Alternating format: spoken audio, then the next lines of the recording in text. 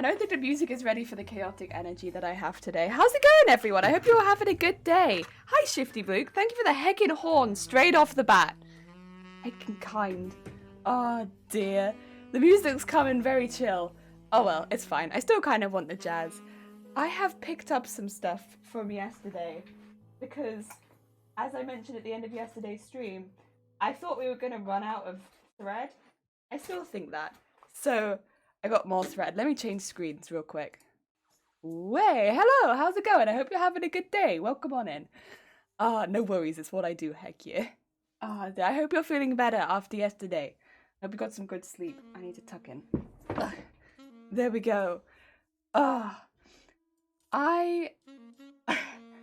got good sleep, I think, for the first time in like a week. I actually slept through the entire night last night without waking up feeling ill. So I feel so heckin' rested. I'm like, yes! It took me a while to get to sleep still, but it's just nice. It's just nice. I'm just like, yes. Oh my god, so much sleep. I feel fantastic. Also, good times, good times. And I ate a pancake again this morning, which is good. Who knows? What I want to do, I want to test my stomach again later, so I might be really ill. We'll see. Because if later today it's still not working right, I'm gonna call the doctor. I'm gonna test it. I'm gonna eat chicken again. The very worst, when it comes to worst, I eat chicken, have a delicious meal, and then I'm ill. Be fine. But I did do some other shopping while I got my thread. Here's my thread. The thing is, when you go to like a fabric store and they sell other things, it's difficult not to pick up other things. So I did pick up other things. But I would like to say the other things are very useful, and we did kind of talk about them yesterday. So, there we go. I got lots of gold ribbon because, you know, we were talking about like what we would want to put on the bottom of the petticoat. Well, I thought I saw this, and it's like it was £1 each, and these are 15 meters. And I was like, yeah, £1 for 15 meters. Okay, it's gold. I like gold. The thing is, it doesn't say on it what material this is made out of. Now, if I knew for sure, I'm assuming it's polyester, but I don't know. And if I knew it was polyester, then I could sew it on now because I'm going to be using a cotton dye, which means it won't stick to polyester. But since I don't know that, I'm going to have to wait till after I've dyed it and then sew it on, just so that it doesn't get caught up in any of the dyeing process, in case it's like a polyester mix, or in case it's got like cotton in it. Yeah, so I can't sew it on just yet, but I got 3 of those. Unpredictable, how goes it? We're just going through a couple of things that I bought yesterday when I was meant to be buying thread, and then I bought other things because they were so cheap, and also they're lovely. I hope you're having a good week. But aren't they nice? These are 15 meters each, and they were £1. £1 unpredictable for 15 meters of ribbon. Isn't that good? Of course you can't go use a thread, right? Also, they didn't have the thread that I wanted. Because this is something that I've complained about before, which I'll do it again. You don't have to ask me even. This is 500 meters of thread, and it is £8.25, right? Which is already quite expensive. For 1,000 meters of thread, it is £10. I really wanted 1,000 meters of thread and paid £10 because half of the amount of thread is not half the price. The big thread is worth it. Yeah. I wanted the 1,000 meter because that's £10, but 500 meters is nearly £10. Why are they so close in price? Why are they so close? Like, the 500 meters is like £1 something less. Why? But they didn't have the 1,000 meters. I only buy the small thread on the ones that don't come in big. Yeah, like only like really specific colors, like if I needed like a specific shade of pink for like one fabric or something, do I get the small threads. Otherwise, it's not worth it. You know, I get big rolls because even the small ones are like £2 each for like 100 meters. Oh dear. The rare colors, yeah, exactly. Like white, don't get it. Don't get white in 100 meters. You're cheaping yourself out on it because you'll use 1,000 meters eventually, and the 1,000 meters is £10, which is expensive. But my God, if you buy 500 post, oh my God, more post. Yeah, but the 500 meters is and not worth it. Oh, hi Matrix, how goes it? I hope you're having a good day. Welcome on in. And hi Tom, welcome on in. I hope you're having a good day. You joined me ranting about thread prices. I realize this doesn't affect very many people here, but it is stupid, and it does. The price difference. I think the worst value for money one, which again, correct me if I'm wrong, I think it's the 300 meter one. Because I think the 300 meter one is £5. Which is, I think, worse value for money than basically any other. Because it would cost you more to get 1,000 meters, I think, than basically all of the others. The 300 meter and the 500 meter are both really bad value for money. I would, if you can avoid buying those ones, avoid buying them. Sometimes you can't, and sometimes they're on sale, and then they're a bit better. But the 300 and the 500 are like, I don't like getting those ones. They're a pain. Ah, dear. You will also sellotape there. This is ribbon. This is ribbon. And it's 15 meters each. And they were £1 each. Thread price ran. I know. It is so expensive. Usually wait until the burger for my getting my basic black and white refill. That's fair. Oh, thread. Thought I had something else. Oh, no. Thread. Sometimes I use my £5 reward coupon on thread to make it more cost effective. I also, like when it gets some places, like the bigger retailers, like for instance, Hobbycrafters thread, near your birthday, they give you £5 off. I use that on thread. I always use thread. I use thread so much. So like, if I can get like a basic black and white, like, I normally have like, also red, I use a lot of red. Like, you can see I have reds at various stages of done, because this is just an issue on my machine. Once it gets to about this stage, it doesn't refill a bobbin very easily, which is why I leave it at this point. Oh, Turp, thank you for the host. How's it going? Which is why I have them like this. But yeah, I have quite a few thousand meters of red. Yeah. But I don't think everyone uses as much red as I do. Or has that same issue with the bobbin. It's just when it gets to like that wispy end bit, it doesn't like filling the bobbin up as much. So it gets very jumpy. How's it going, Turp? I haven't seen ribbon on a roll before. Have you not? I have like a ribbon rack. So I like getting it on the roll if I can. Joanne hasn't there's nothing I need at the time to buy thread or needles. Yeah, thread or needles. I did recently get a new pack of needles because I haven't got a new pack for a while, so I don't need to get any more needles. But otherwise, yes, needles would be good. Red is a cool colour. Red is, and I like using red. Good morning! Velvet, how goes it? Are you still really busy? I hope things are good for you. And thank you for the haunter. I have some off-white and big because, oh yeah, wedding dresses would need like an off-white. Off-whites, pale pinks, white, ivories, all of that jazz. Oh dear, hello you lovely squishies, hello messenger, how goes it? I hope you're having a good morning, welcome on in. We're just going through a few things I got when I was going to buy thread and I bought everything else. I also got these ones because this is a really pretty pink, it's like dusty pink, and I was like, wow, I like that. I don't have any projects for it, but I'll buy it. It's 15 meters, so I'll find something for it. And then I got 2 purples because it was also a really pretty purple. Yeah, I like it. It's pretty and I thought it was cute and I was like, I'm gonna get it. Trying to study the inside of my clothes now? What, to like learn how to make them? Tisa? I mean, that's a good way of learning. Like, I'd say one of the best ways is to go to a charity shop, buy a piece of clothing and take it apart. Like, buy an unpicker, like, they're pretty cheap. You can get, like, a cheap one at, you know, small haberdashery for like a couple quid and just unpick it and see how they've made it. Yes, yes, yes. Good morning, Jelly and Fan. Gonna start the morning off with a horn. Hope all is well. Yes, all is well. We're just starting the stream. We're gonna be doing petticoat stuff, so it's like a pretty easygoing one because a lot of just really long bits of stitching. Petticoats are really like, this is an 18, I got 4 18-meter long strips of fabric to sew. It's the long roads of fabric, but other than that, it's good. Busy, but I can see light at the end of the tunnel. In other news, I need to figure out how to make a large peacock feather.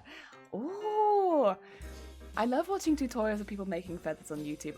Peacock feather sounds tricky though. Look at how you, out of fabric feather. Ooh, peacock feather out of fabric. I mean, I'm sure fabric frays pretty similarly to peacock feathers though, right? As long as you have a bit in the middle that's like been treated so that it doesn't fray. Couldn't you get like, I actually have a fabric that's quite good for that. It's just color-wise. Nothing here is organized. Whoop! Yeah, that was gonna happen. Like a fabric like this, but like not shiny. That frays like this. And just treat it in the middle so that it doesn't fray. I don't know what this is. This is... No. Red. Thanks. Thanks, Minerva. Appreciate it. Couldn't tell you. I believe in you. You know a lot more about fabric than I do. I think you got this. Going wonderful. I'm still on vacation. Oh, I slept in. That's a pretty pink. It is, right? It's like a dusty. I love it. Hit the return key too soon. Yeah.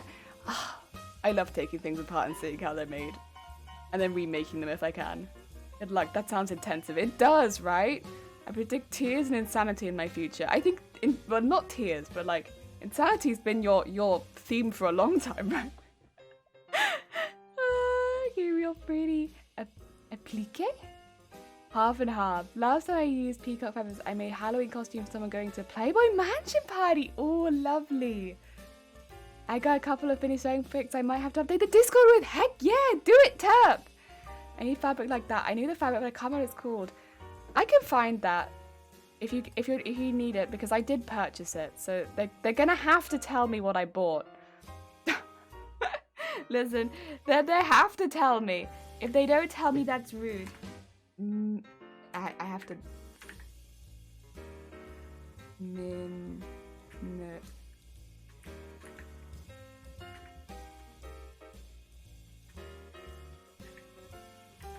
Yeah, so I just have to type in the craft shop under the desk.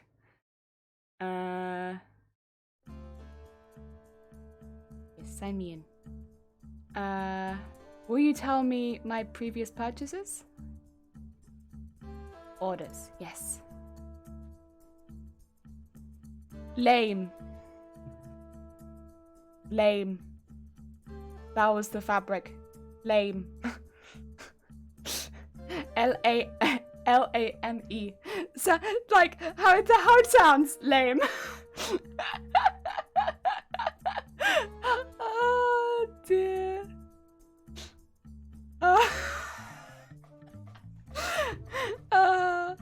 Taffeta organza? You're not wrong, nice. If you ask them what fabric, they have to tell you. Exactly, I asked them, so they have to tell me. Combination of both, not sure yet. Much testing. Lamb A, spelled lame. Lame. I do need fabric scissors, rotary cutter, cutting mat, pins, bobbins, obviously thread, pin, cushion, tape measure, thread. Is that all I need for getting started? A few different types of needles too in case I run out of project. Did I get everything? I mean, I don't have a rotary cutter. I don't think that's necessary. I think rotary cutter if you feel like you need it. It's a nice add-on, but you don't need it. So I put that in a, if you feel like you need it later on, get a rotary cutter, because fabric scissors will do you just fine. A cutting mat, again, you'd only need that if you got a rotary cutter, so I don't think you need it. Pins are useful, bobbins are good for your sewing machine.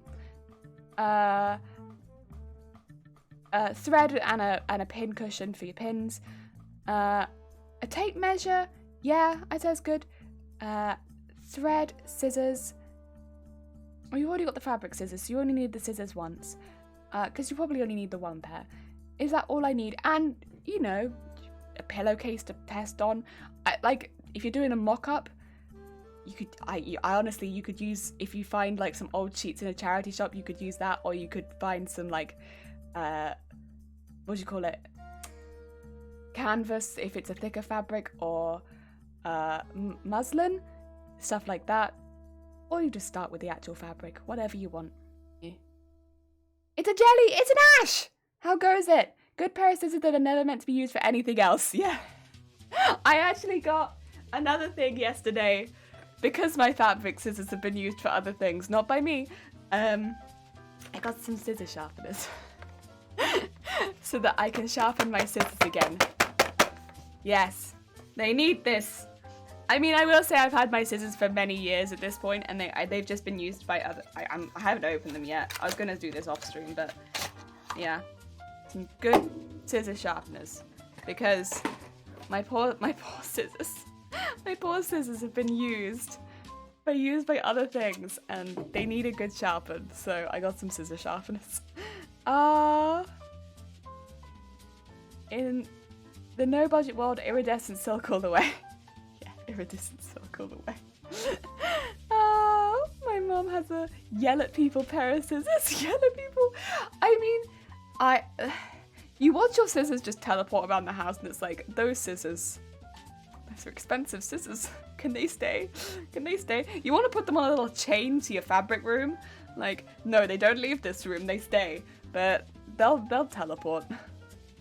Roll of wrapping paper is good for pattern drafting too. Yeah, I use yeah, so instead of, I use, what do you call it? Package paper. Like, yeah. The amount of package paper I get through the post office must be like, they never send any packages, but they get through so much package paper. Because it's only a small post office. And I go in, I'll buy like 3 rolls of package paper, and then I send nothing.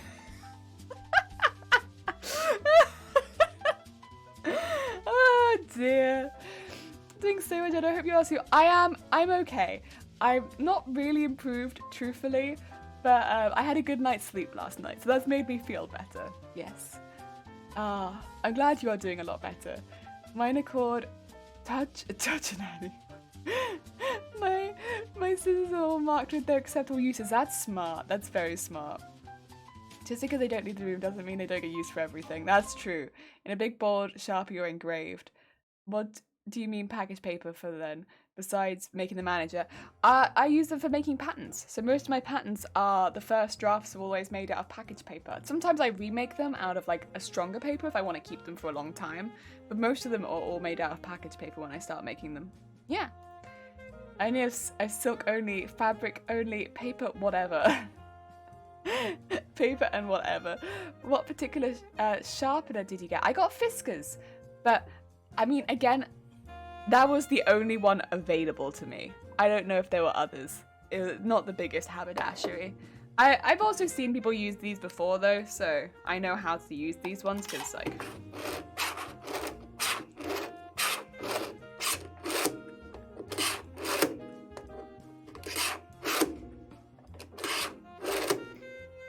Good. Yay. Oh, I need to do that a bit more, I think, but that's okay. I only got that now because these scissors have been used on other things, though. And duct tape. Oh yeah, duct tape. Duct tape is really good if you want to get into cosplay. Duct tape. Yes. Since English is not my first language, for the longest time I called it duct tape. Me too. I still call it duct tape. Both the boys have learnt to ask before using a pair out of the workroom. It only took me totally losing my shit in them once. Oh dear.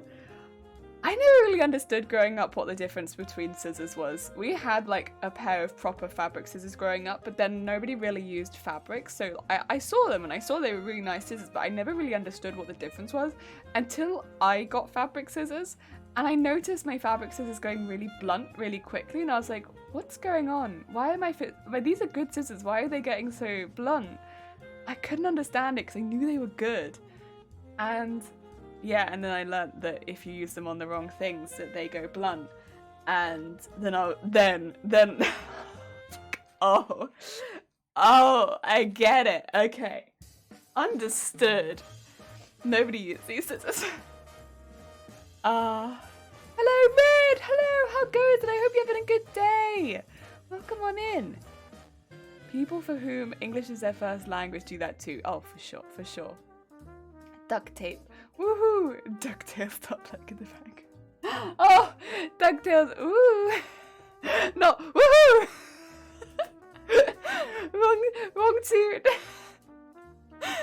I'm sorry, Messenger, I ruined it. I hate pink, but my fabric scissors are pink. My son knows to stay away from them. I mean, to be fair, having them as a different colour, because I will say, these are my everything scissors, and these are my fabric scissors, and to be fair, they do look similar. Like, everything fabric. Like, if you were young, they would look very similar. Like, I could understand that getting confusing for people. Yeah. Yeah, I use thread scissors for yarn.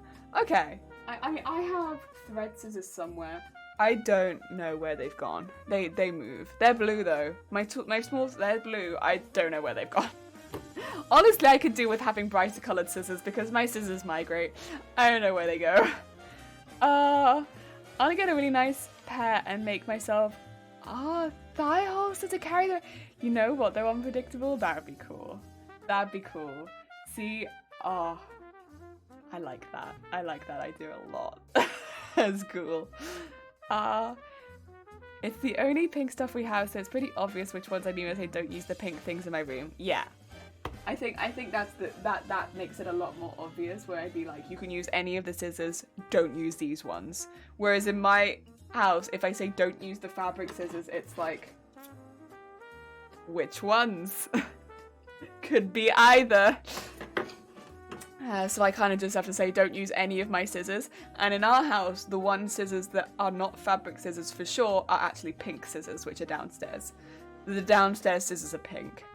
So those are our everything whatever scissors. And we only got those this year because these ones have been used so much.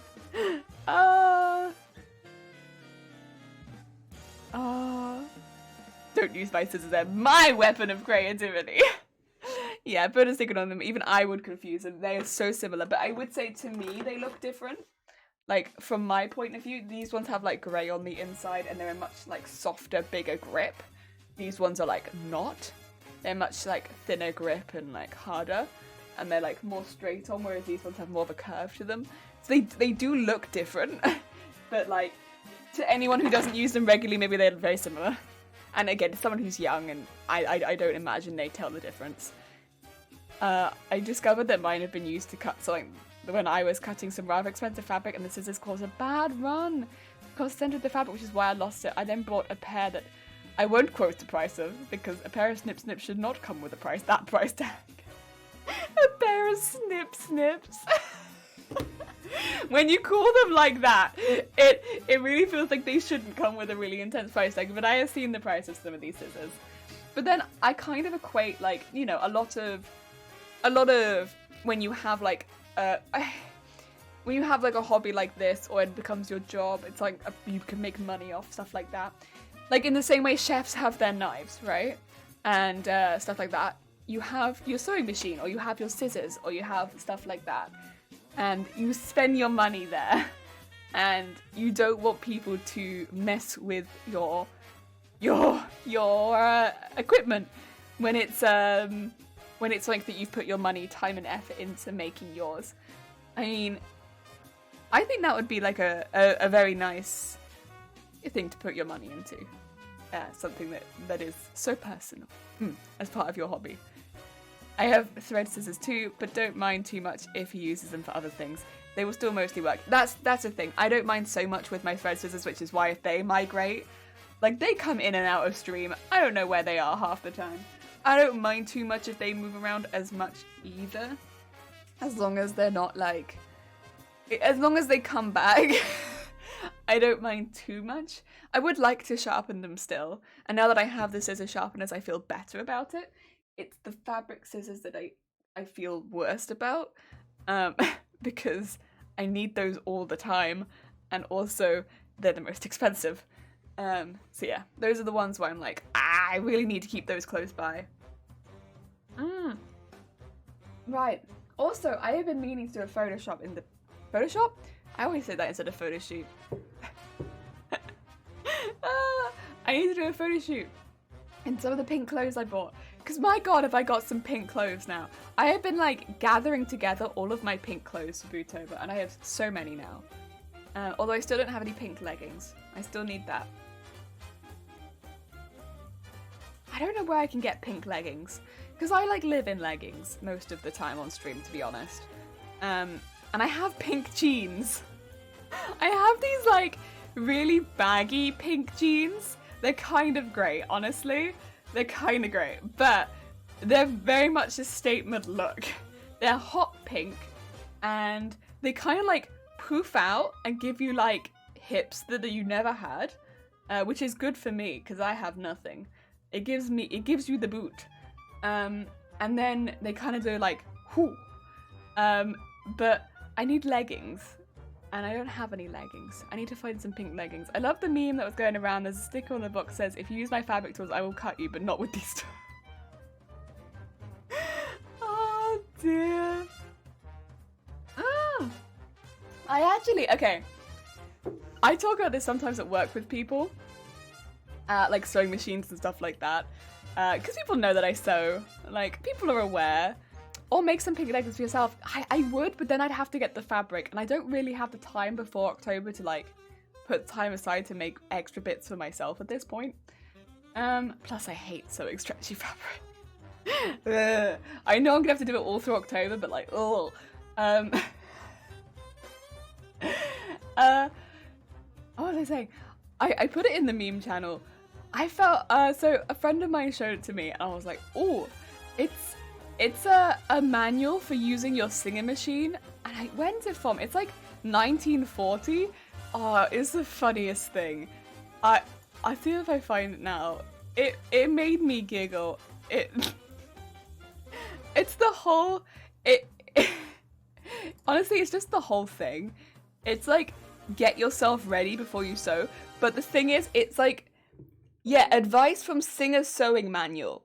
So it's like, it's not just, it's not just like, what do you call it? Oh, I know that one. I laugh when I want to hit someone at the same time. I know, yeah, it's not just like, oh, they just put it out there. It's in the manual. Prepare yourself mentally for sewing. Think about what you're going to do. Never approach sewing with a sigh or lackadaisicality. Lackadaisicality? Good results are difficult when indifference predominates. What? This is in the manual. Like, yeah, if you want to sew, make sure that you want to sew. Otherwise, it's not gonna work. You can't come at sewing with indifference. You have to prepare yourself to sew. Really important.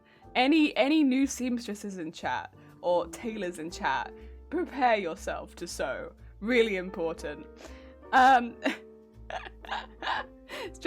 Sewing stretchy fabric is something. Yeah, it's not my favorite. I can do it, but it's not my favorite. Oh dear. I was looking at stretchy fabric to make something. It takes a bit of getting used to. Once you get used to it, you'll be fine, honestly. Just do a couple of practices and then you'll be alright. Overlocker always makes it so much easier if you have an overlocker, but if you're new, you can do it absolutely on a sewing machine. Because overlocker, bear in mind, comes behind a price tag, and I think a sewing machine is a bit more everybody friendly. Never try to sew with, oh yeah, this is the next bit. I think this is a bit that's like a bit, whew. Never try to sew with a sink full of dirty dishes or beds unmade.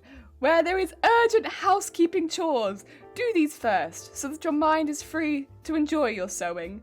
When you sew, make yourself as attractive as possible. Put on a clean dress. Keep a little bag full of French chalk near your sewing machine to dust your fingers at intervals.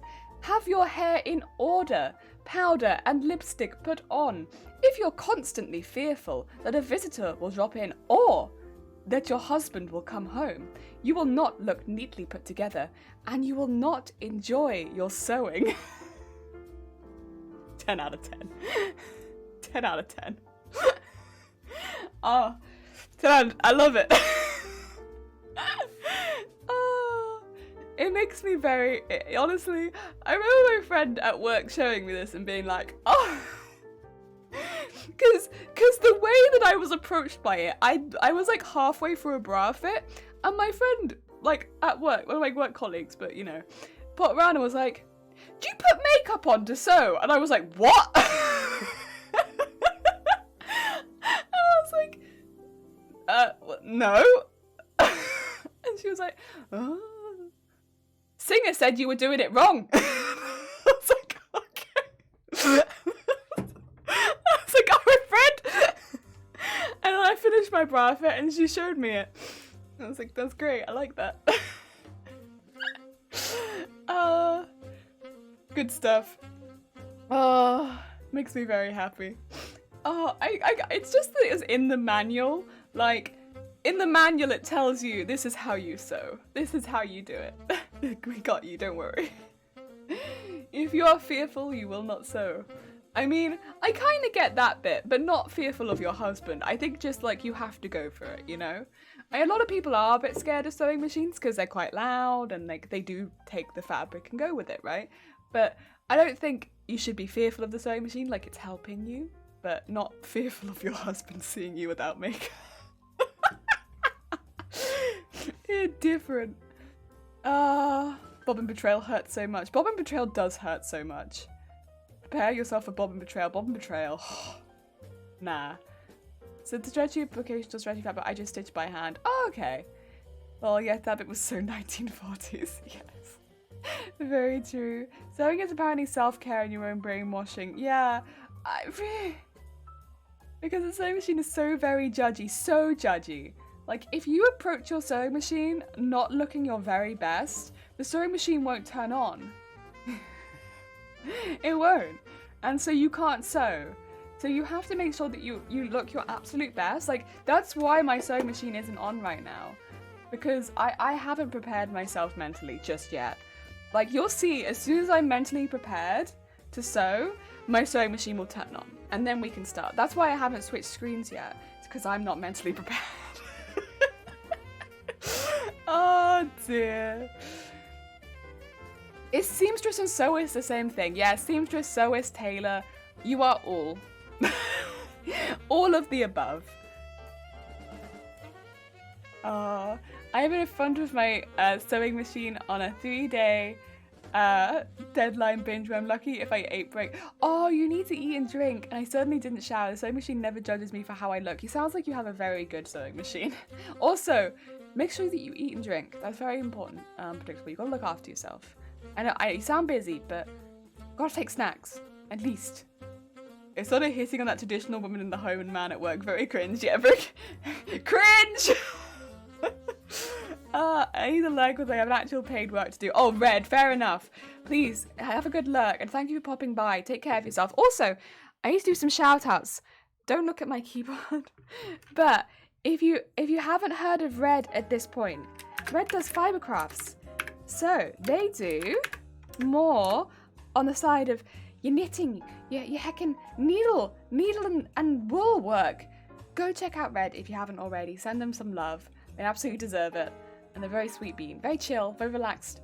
Very heckin' like, sort of like, chill end of the week. You want to cozy up and watch them. Check them out. Also, we have a heckin' oh, hi! Hi, Mac. How goes it? I hope you're having a good day. We also have a heckin' unpredictable artist who does basically all arts and games. They do a little bit of everything under the sun. It sounds like they've been really heckin' busy recently. I've seen their embroidery on Instagram, and it is, mwah, chef's kiss, stunning.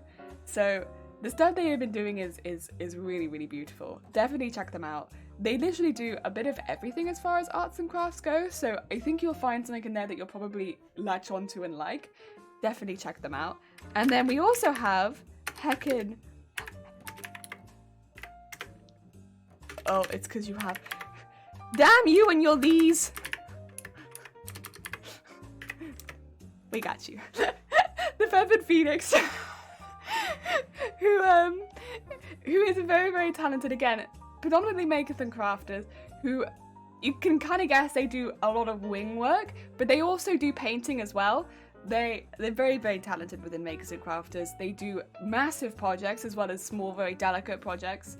If you like your painting, if you like your larger than life builds, you will like Feathered Phoenix. They are very, very talented with what they do. It sounds like they have a pretty difficult project coming up, which I think you'll probably like.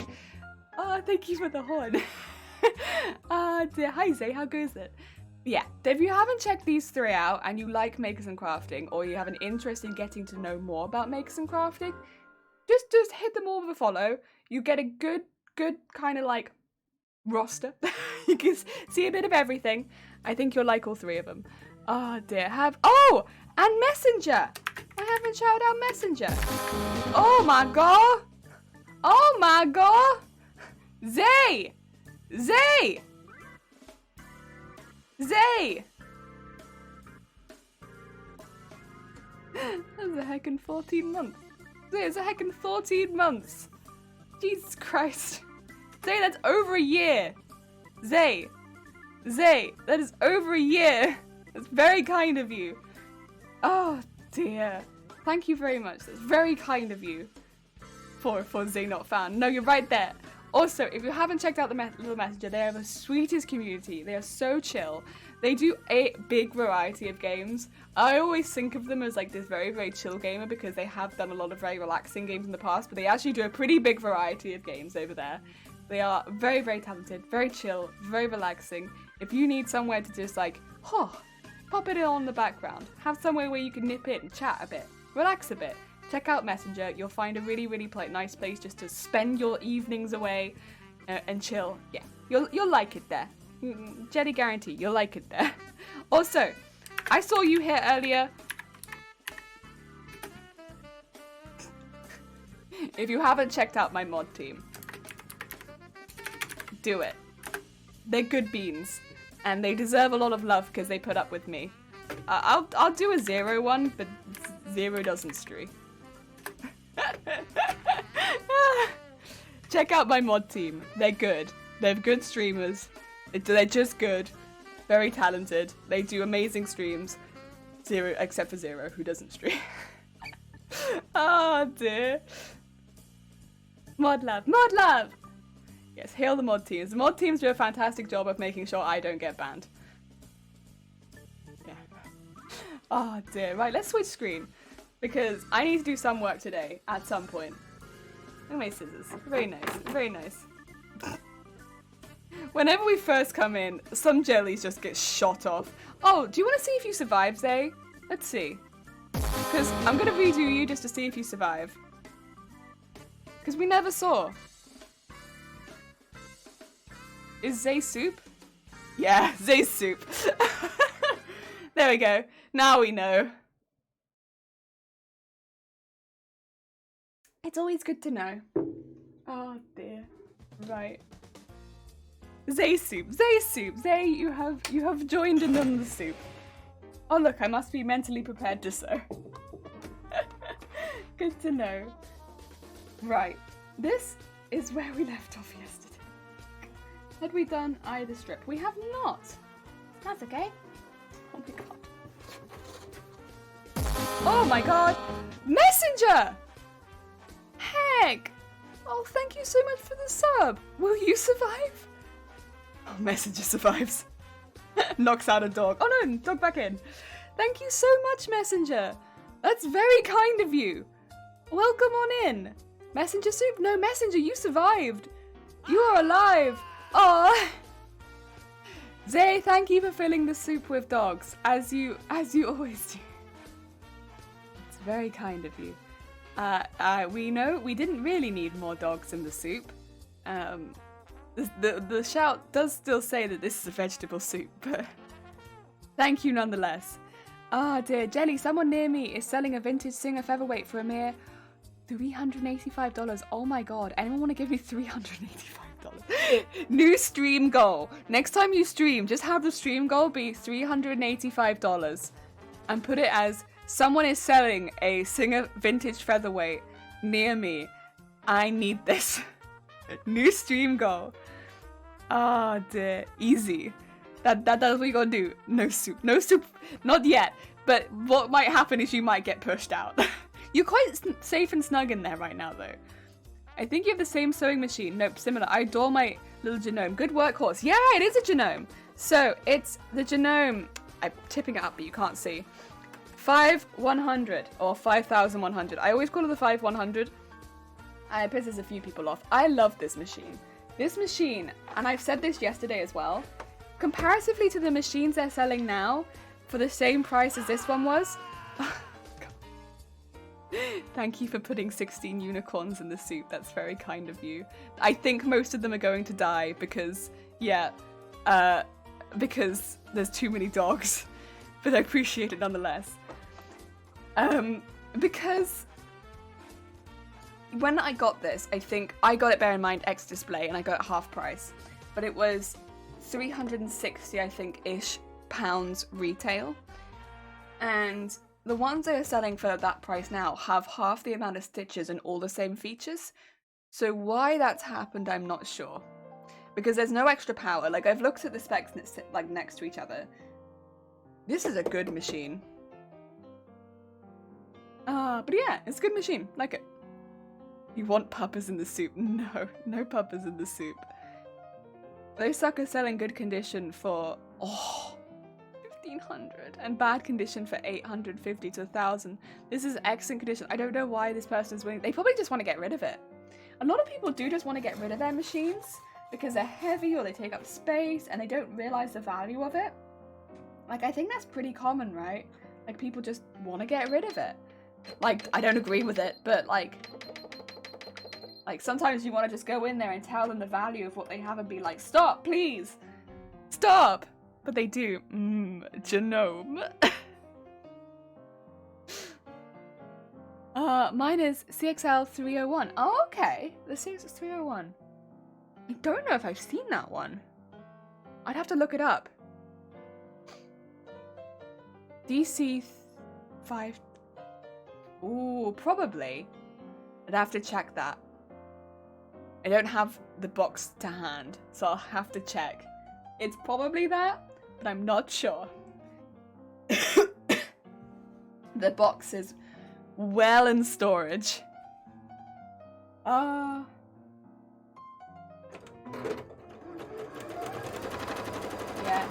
I mean, X display is pretty good though.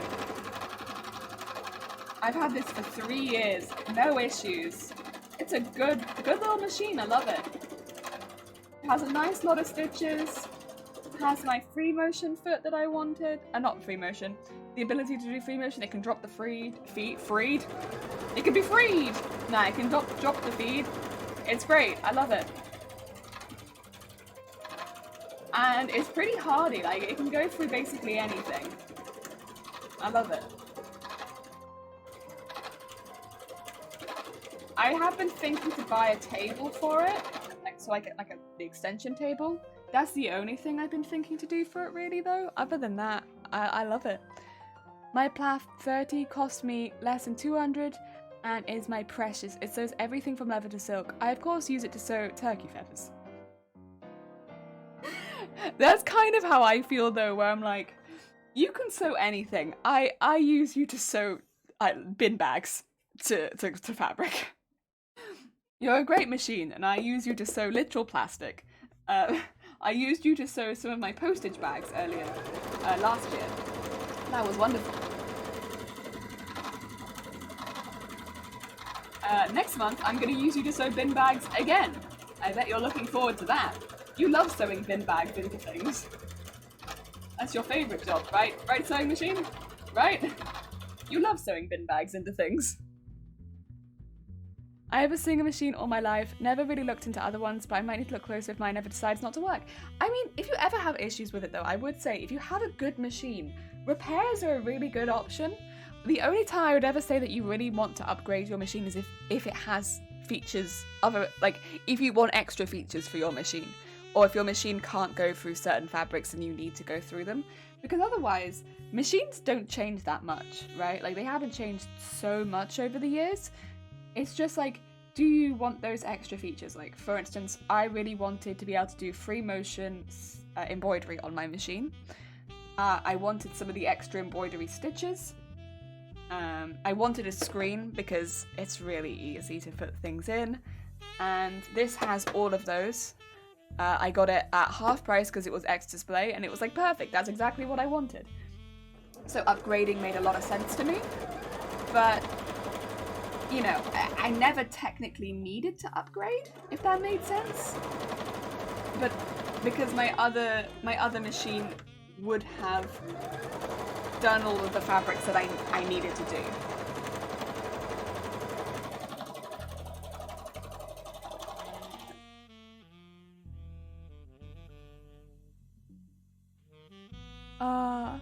The universe is torturing me. Someone else is selling one for... Oh, you're gonna need to have a really high stream goal, because you're gonna need to be like, listen, I just need $1,000 and I'll buy all of the Singer. The featherweight machines, I'll buy all of them and yeah, resell them. Oh dear. I have 45-inch long desk. Ooh. Front to back. Is that enough space? That's asking with little stuff on it, by the way. So some stuff is taken up. I mean, bear in mind, but before I moved to this house, I had a shoe rack on my desk. And I got by. I don't know if you can imagine what a desk looks like with a shoe rack on it, but like, imagine a desk and then put a shoe rack on it and then try and sew on it. That's what I was sewing on. A lot of people really do sew in small corners, and like, that's quite common, and then upgrade with time. I think it's, when you're starting a new hobby, to be truthful, don't buy everything, because if you don't enjoy the hobby, you've wasted your money, right? Buy what you need to start the hobby. So you've got desk space.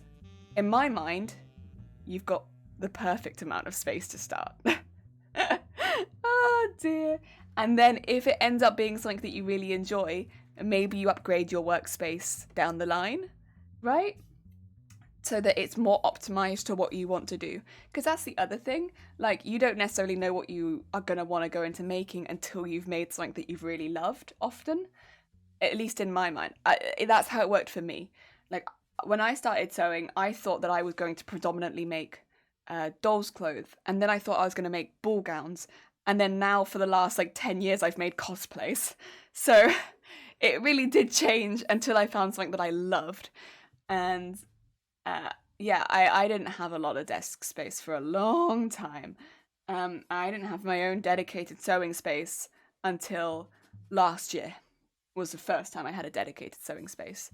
Until then, I sewed in nooks and crannies. I have a picture on my Instagram, I think. It's a long way back now, probably.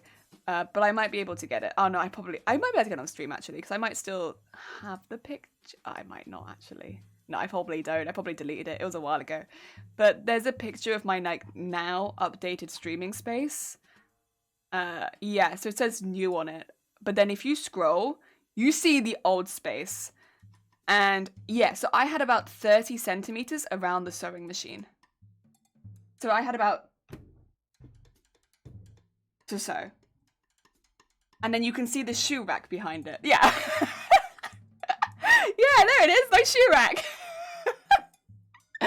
Yeah, so I had, basically, I had this space, so my sewing machine was about here, and then I had this space, and then my shoe rack was here. So it stopped things to about here, so I could sew here.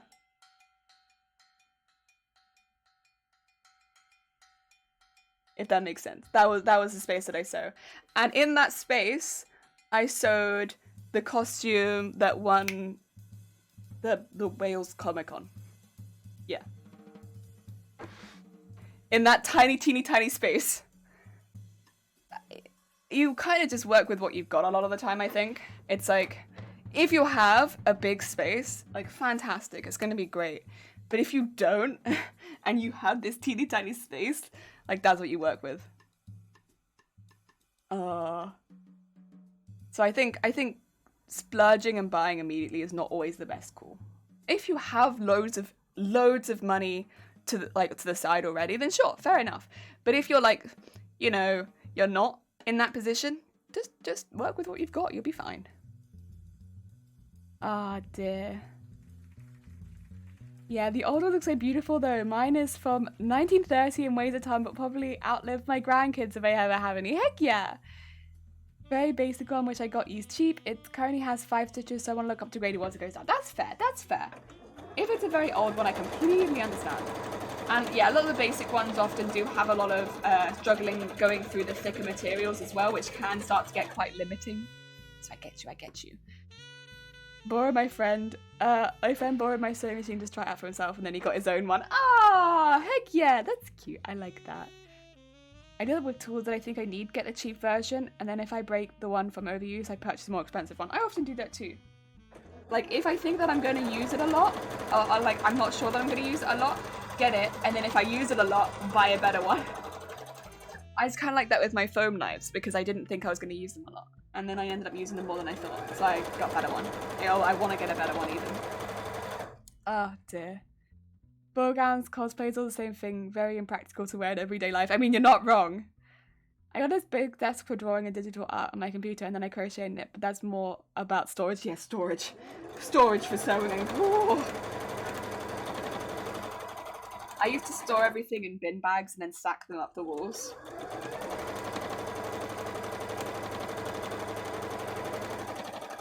The dark times.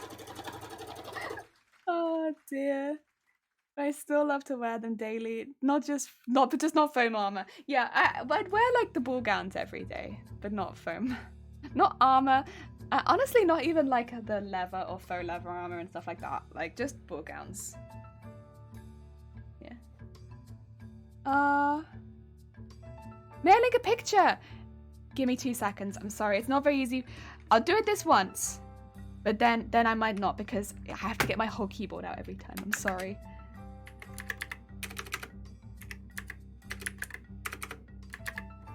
Oh. Also, I can't type.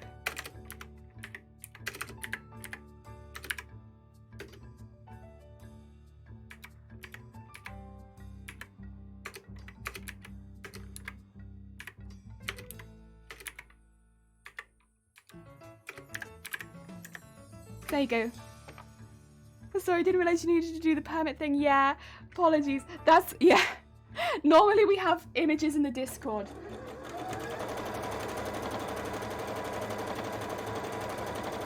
It's all good, do not worry. Ah, dear. Look, gotta clean up the kitchen bit. That's okay. Have a good luck. Good luck with cleaning up your kitchen. I hope it goes well.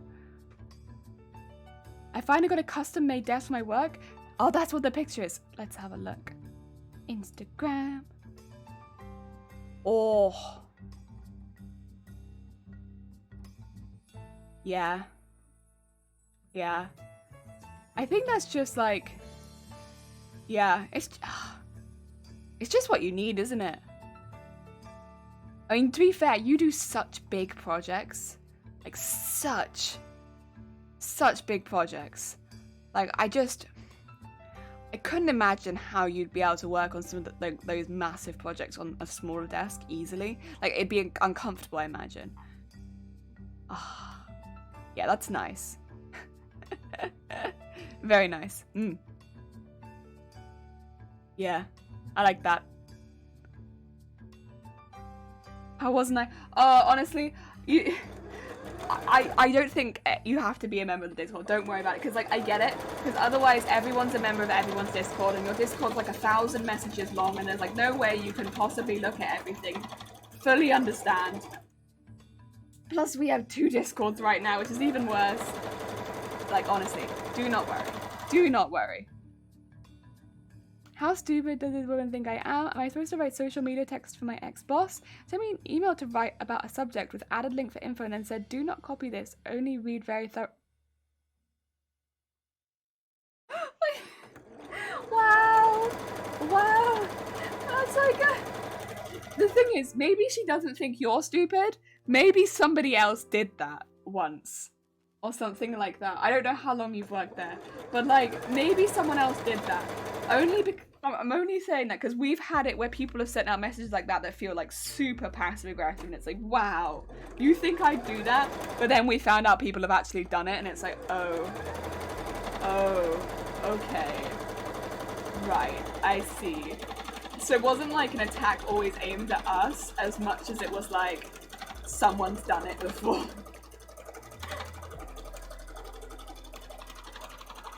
Oh dear. It's still not big enough?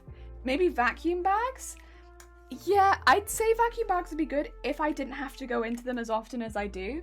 So these days I get like, you know, like storage boxes, like plastic storage boxes. I organize them into those. So into like, and rather than doing it into like colors, which I used to, or like fabric types, into small pieces, medium pieces, large pieces. Because I find like the size of the fabric is often more useful to me than the actual type of fabric that it is. But that's just the way that I work. That's not going to work for everyone. It's just, I'm more likely to be like, I need a fat piece of fabric that's 2 meters long, rather than I specifically need silk. Like, I work more in lengths than I do in fabric types. And then if I look in and I can't see any that match what I'm looking for, that's fine. But the length is more important to me. Yeah.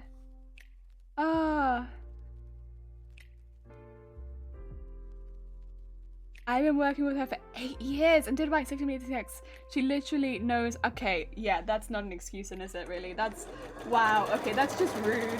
There is no reason to do that. See, I could understand if someone previously had done it, but like, you've been there long enough that like, that's just mean. There's no reason to do that. Wow. Wow. And nobody has done the work since I left. That's why she's paying me freelance for her. I need a coffee to deal with this. Reminds me of why I was happy to leave that. Yeah, you know what? Yeah, get yourself a coffee. Maybe get yourself a biscuit or some cake. That's a... I honestly can't... No time for people like that. Like, this is...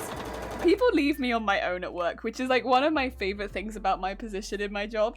I am like lowest of the low as far as like ranks in my job. Like I am like low rank job, but nobody else knows what the hell I do in my work. Like I'll turn, people have asked and I'll like explain to them and they're like, right, okay, we'll leave you to it. And I'm like, yes. You can leave me to it because no one else, like none of the managers and stuff like that, they're all actually really nice. I actually quite like them, but they've not had any of the training and so they don't really understand quite what I do, other than that I fit people that have had surgery and that I kind of just need to be there all the time, and so they leave me be and they trust me to do my job, and you know they trust me to do that. And so I get left alone, and I couldn't really ask for more than that. Great, good relationship. I don't, you know, it does mean that if I need to see a manager, I have to call them over because they kind of just leave me. But like, honestly, we don't really get any angry customers in graphics most of the time. If that's gonna happen, it'll be at the till, and most of the time that's not where I'm at. I'm normally in the fitting room. So... And it's normally not the customers that I fitted because just of the nature of what I do. So, yeah.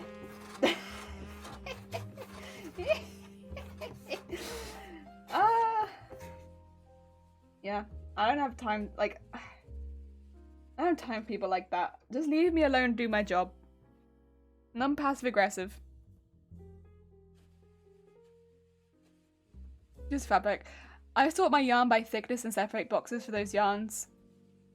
when I have enough for a garment. I totally get your fabric system. Yeah, I think it took me a while to get to that system because, like, I don't know why. It just felt like the wrong system for the longest time to do it in fabric lengths, because it's like all of those fabrics are completely different fabrics. But now that I use that system, it works so much better for me. Because, yeah, it's the only one where my fabric hasn't become a complete mess after a couple months. And I do need more boxes, I will say that. I'm a couple of them are in bags right now. But other than that, it's been the best one for me. I'm not going to work for everyone because everyone sorts in different methods. But for me, that's been the best. Yeah. A large cupboard at the back of your workroom contains my fabric and it's fit to bursting. I mean, they just keep putting fabric on sale. I know! Me, you and me, and every person who does crafts. If you put fabric on sale, and especially if it's plain, if it's a plain fabric, or honestly, any plain fabric in any weight, I'll take it. I'll take your plain fabric because I'll use that, because maybe I can dye it. I can maybe just use it as it is. I'll take your plain fabric. Like, I saw maybe like 3 years ago, and I still have some of it now. There was a bolt of like, honestly, 16, 17 meters of white satin for like £2 a meter. I bought the entire bolt. I walked out with it. I was like, white satin for £2 a meter? Like, what are you doing? Why? What are you? It's so beautiful. I think I made a lot of the Amelia cosplay with that because I was like, it's so good. I can dye that. I can. It's just so good. Like, they looked at me like, you want all of it? And I was like, well, how much is it? How much is on there? I'll take all of it. Just unroll it. I can roll it back up again. It's fine. But I'm just going to take all of it. Thank you. It's white. Are you kidding me? I'm taking that. Oh. Can't stop themselves from micromanaging. One of the main reasons I'm so glad to work for myself, although there are some customers who do the same. She tried to tell me on which days to work. I tried to give her some info on what she needs for a deadline. The rest was none of her business. Jesus Christ. Yeah, see, you have to trust your employees to an extent. Like, you just have to. Otherwise, like, I think that's one thing where it's like you can kind of tell a good manager if they trust their employees. Because if you haven't employed people you can trust, then you're probably not that good of a manager. Because, like something's going wrong here. I don't know. It's from someone from the bottom rung. Do you ever use a walking or zipper bag? Or walking or zipper or zigzag foot before? I use zipper foot sometimes, but I'm quite lazy. I tend to go between the walking foot and the hoop foot for free motion embroidery. Zipper foot sometimes, if I have to, if it's difficult, and I'll do it. But I think those are the most common ones you see on this stream are hoop foot and walking foot. Yes. No. Yeah, by now she's a customer because I freelance and giving me set days to work is not how freelance works. Yeah, many years ago I got 20 years of red poly chiffon for $1 a yard. Still using my chiffon mock-ups. Wow, that's good. That's heckin' good. You use it pretty often. Yeah, a lot of people do. Yards. She's the queen of micromanaging, believe me. But back to work. Good luck, Red. I hope it goes well. I hope you've managed to get a snack. I need to find bargains like this. I think I often get mine. It's the start of the new year. There's also warehouses, at least in Wales, where they send end of rolls to, and you can buy them from there. So quite often it's curtain fabrics, but they do also do dress fabrics there too. So it might be like 80% curtain fabrics, 20% dress fabrics, but there is the 20% dress fabrics in there. So those are always quite good, and they tend to fill up mostly January, February. You get a lot more. So that's a really good time to go to them.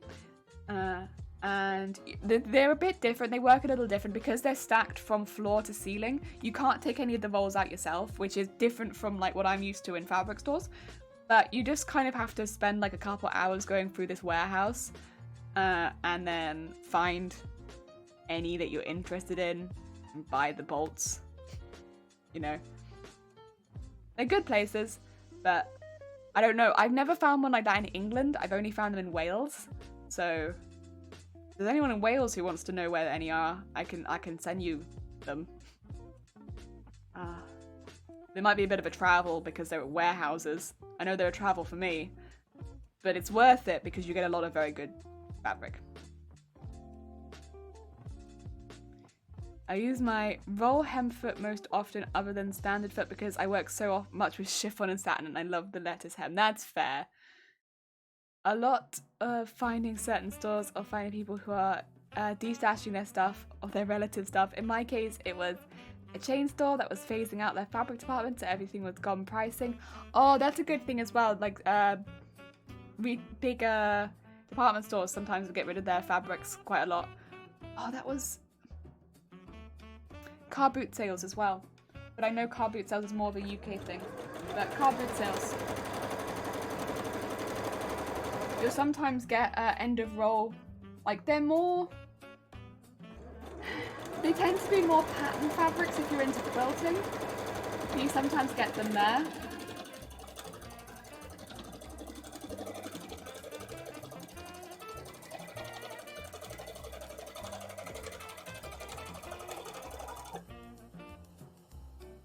After Halloween I found some good ones, but never whole bolts. Wales isn't that far from me, worth the travel. But was yes please, I'll send you a link after the stream to where it is. And you can find it.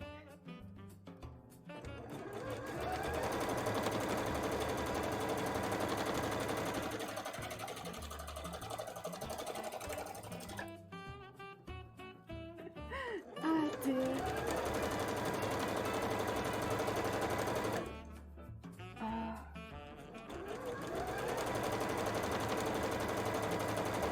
I remember when somebody told me about it for the first time and I was like, what?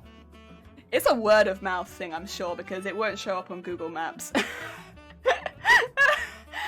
like, you just hear it from one person who tells another person who tells another person, like, hey, there's this warehouse that's just got bolts on bolts on bolts on bolts of fabric in it. And you're like, what? What? What do you mean there's this warehouse that's got bolts on bolts of fabric in it? Like, in the middle of nowhere. Okay. And it sounds so shady. And like, even like when we went, we were like, is it really here? And then you turn the corner and like, oh, there it is. I see. But they're actually pretty nice in there. It's definitely not like a traditional fabric shop, but you can get some good stuff there. I'd say, especially if you're looking for upholstery, you get stuff proper cheap, but anyone who's looking to do like a, what do you call it? When you buy old furniture and you redo it, I can't remember the name for it, but I'm sure you know what I'm talking about. Cheap. Good place for that. It's been a minute since I've been there though, to be fair, because it is out of the way. I'd have to catch like a bus and then 2 trains. That's alright. I'll go again. I'll go again at some point. Oh dear. I got a gross of steel boning for a third of current pricing from a lady decided she wasn't going to be making dresses anymore, and some silks and wools for under £6 a yard. Also slowly, hello, how goes it? I hope you're having a good day. There's a place in the US that sells wool for weaving, and the main method of learning about it and purchasing it, as far as I can tell, is the weaving groups on Facebook where someone says, where can I get cotton for a tea toweling weave? And someone answers you, call Joe and Mass. And they tell you the colours they want and you want to spend, and he sends you a great deal. Not wool, cotton. Oh my god, I can't spell today, cotton. It's alright, it's alright, it's alright. That's actually fantastic. I really kind of like that though. It's the same with this. It's like, it won't show up on the maps. But like, it will, but like, it won't show up if you type up like, what you're looking for. And then, the way that I found it was like, I was chatting with people about like fabrics and like what I was doing, and they were like, have you heard? Oh, have you heard about this place? And I was like, no.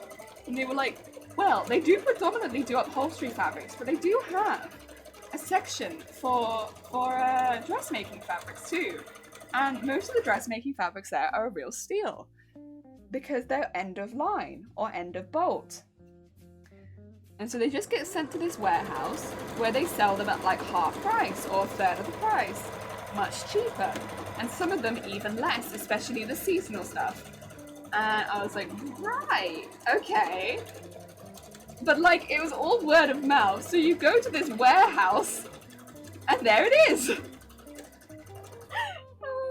It was a real adventure. I took someone with me because I was like, I feel a bit weird just going to this warehouse in the middle of nowhere. And we went, and it was like, oh, here it is. Nice. My best one, someone in the neighborhood had seen me out front photographing my costumes and dropped off two shopping bags full of patterns they no longer wanted. Some fantastic patterns in that lot, especially the capelets. Oh, wait, that's really sweet. I like that. That's really nice. Because patterns can be really expensive. That's one thing. Okay. So, I don't know how much I'm allowed to say about this, honestly. I don't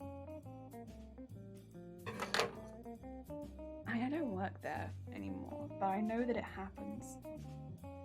So,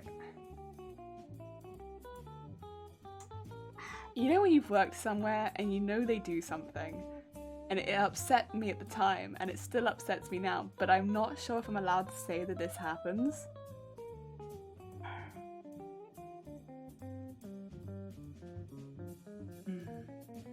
I won't say it, and I'll check to see if I'm allowed to say it.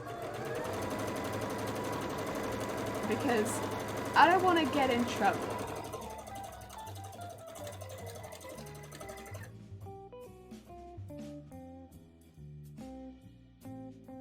I'll say that a lot of patterns get wasted. And it's very upsetting for the reasons that it happens.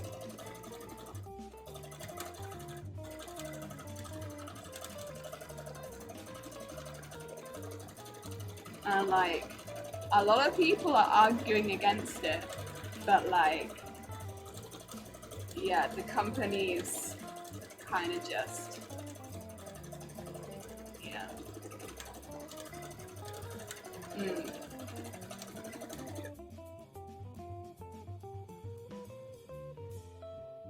Okay, so you know about this?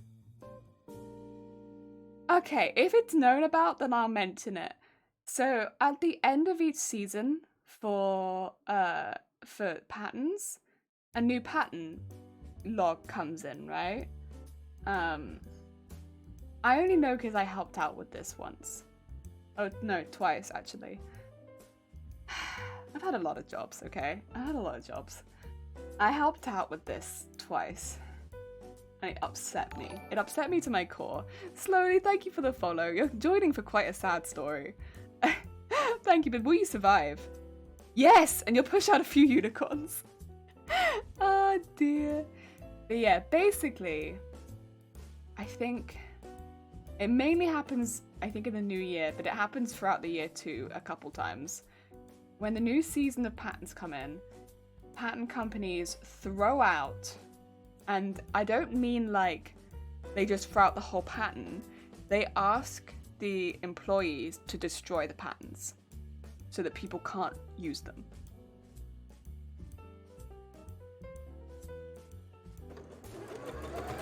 Remove the pattern from the instructions, remove the pattern from the packaging, and that way nobody can ever use that pattern to hundreds of patterns, and then put the new book out. There you go. New book. Nobody ever knows. And they could be donated, they could be raffled off, they could be anything. They're perfectly good patterns. Like, anything could happen to them. Because it's not one or two every year. I'd say probably close to 100, 200.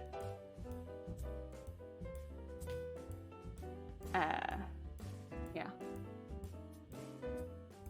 It's pretty bad. It's very upsetting. like, I just came in for that, basically, because they needed extra hands. Because when you're destroying that many things by hand, you need extra hands. And they were like, you know about sewing, right? And I was like, yeah. And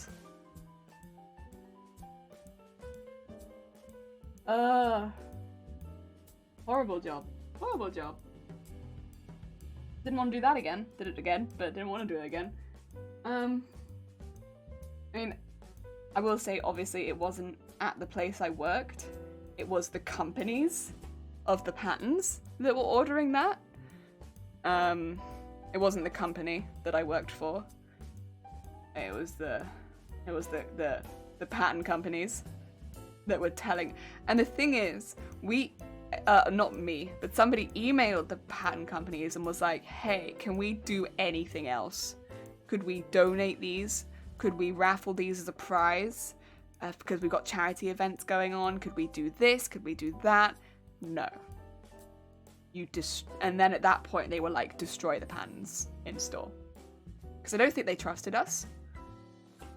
Which is fair, we weren't trustworthy. we wanted to raffle them. We wanted to give them away. Dear. Lots of books that don't sell get covers ripped off and trashed. Yeah. Just dropped a link in the Discord for those who understand a bobbin betrayal. Bobbin betrayal. Oh no. I want to see the bobbin betrayal. Oh no, has she done a bobbin betrayal? And is none of it sewn? Yeah. That's what it is. That's a heckin' bobbin betrayal. Oh, that's painful. And I'm checking my bobbin.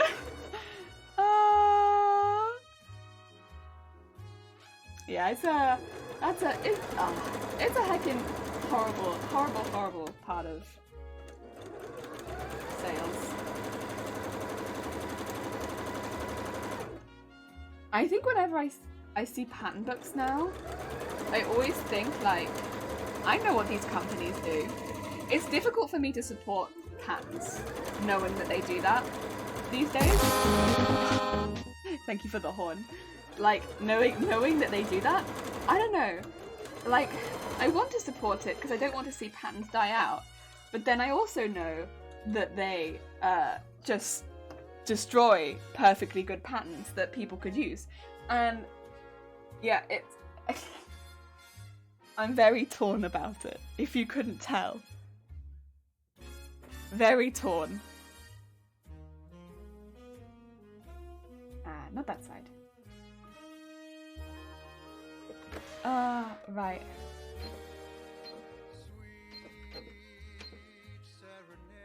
Oh. Hey ho. I'm sure a lot of things happen in like lots of different types of shops though, which is not great.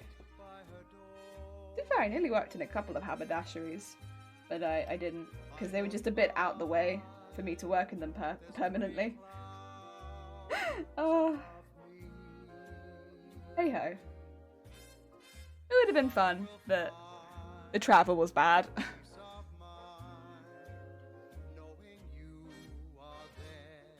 Also, I don't think I could have taken the destroying of stuff like that all the time. Well, I'm sure it wasn't all the time.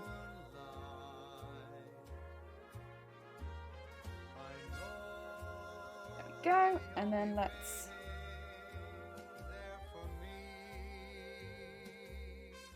get this up the top.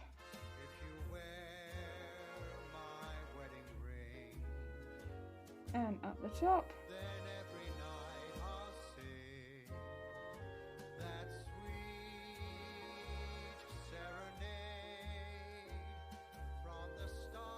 Okay, make sure I got the right one. This is the last one, by the way, that I need to put stitching around the edge of.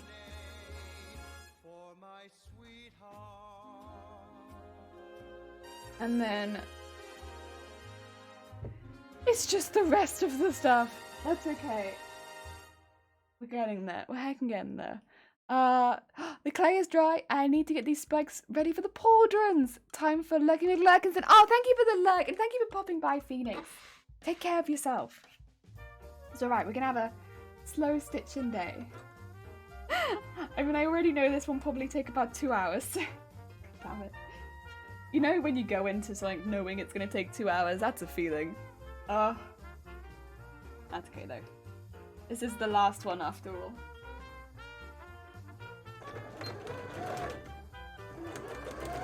Plus this is an extra stream this week, kind of, because I missed the Tuesday stream. So it's not all bad.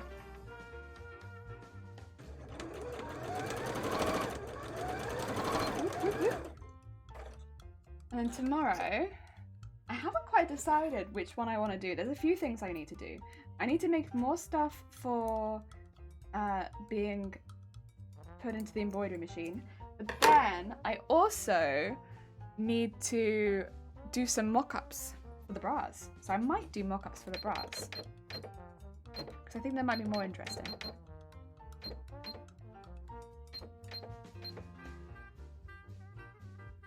Ah, dear. I want to get up and make a mug brownie, but Sabu keeps curling up in my lap and purring every time I'm about to get up. Oh wait, that's so sweet! I don't think you can get up. I don't think that's allowed and predictable. I think you have to stay. That's what that sounds like. Nope, I'm trapped. Oh, mug brownie does sound good though. I haven't had one of those in ages. That does sound good. Ah. Honestly, I'd like a proper cake as well. Then there's not really anywhere that sells like proper cakes. I had a look in the local corner store, and that doesn't really sell cake. It sells like little cakes, but not big cake. And I want a big cake. Whenever I want cake, I want like a slice of cake. I don't want like a cupcake. Cupcake doesn't do it for me. I want big cake. Found the trick to them is to add mini chocolate chips. Yeah, that sounds like it would make it a bit more moist without being like... Is claggy the right word? I think claggy. Moist but not claggy.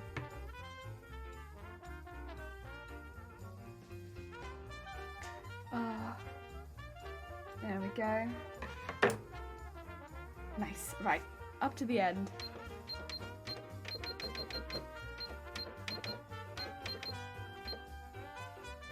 Oh. Oh. Oh my gosh. Ah! It kind of feels like being covered in toilet roll when you're touching this. There's so much. Ah. Oh.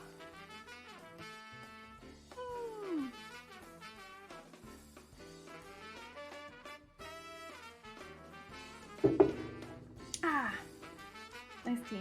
Right. And again. All the way around the outside. Let's go. Last one. Feeling good. We got this. Productive. Productive. I'm actually really looking forward to how this looks. You know, now that it's coming together, I am feeling good. Ah, a sudden question, but what music are you listening to? Is it like a playlist? It's very comfy. So on Pretzel Rocks, they have like stations, and you kind of can pick a station and it'll just like play you all the music that has that tag on it. And so I'm listening to the jazz station. And so all of the music that has the jazz tag, that's what I'm listening to. The jazz station. And yeah, you're right, it's really comfy, but it's still kind of upbeat. And that's why I like the jazz station. Jazz and disco. I'd also recommend the disco station. Disco is really good. Is it electro? Electro beat or electro funk? I'm not sure what it's called, but that one's really good too.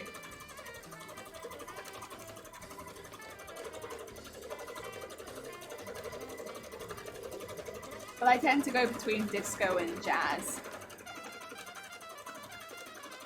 I like the vibe. Oh, and elevator music, actually. The elevator music's quite good too. You wouldn't think it, but the elevator music's pretty good too. Where are these stations, you say? So, it's Pretzel Rocks. Do you see every now and again, in blue, someone called Pretzel Rocks is posting in, saying now playing, for instance, this one is Celebrity Nights by Dick Walter. That's the bot that's come from Pretzel Rocks. And it's like a stream, like, aid, like they help with music. So they post which song is playing and who it's by. And yeah. So if anyone likes a particular song, they know which one it is. And yeah, it's pretty good. I like it a lot. It's good for me too, because sometimes I find a song that I really like and I can be like, add it, add it.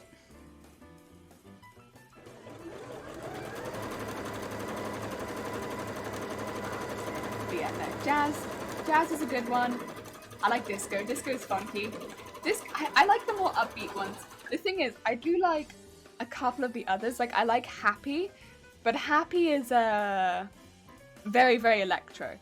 So, like, very electronic. And sometimes it's a bit too much, like a bit too hype for sewing for me. It's good, but it's like more hype than I normally am. So, I like the more comfy vibe. But I do like the Happy one too. The Happy station is good. They have got some more hype stations as well if you're like playing video games. They would probably work really well with it.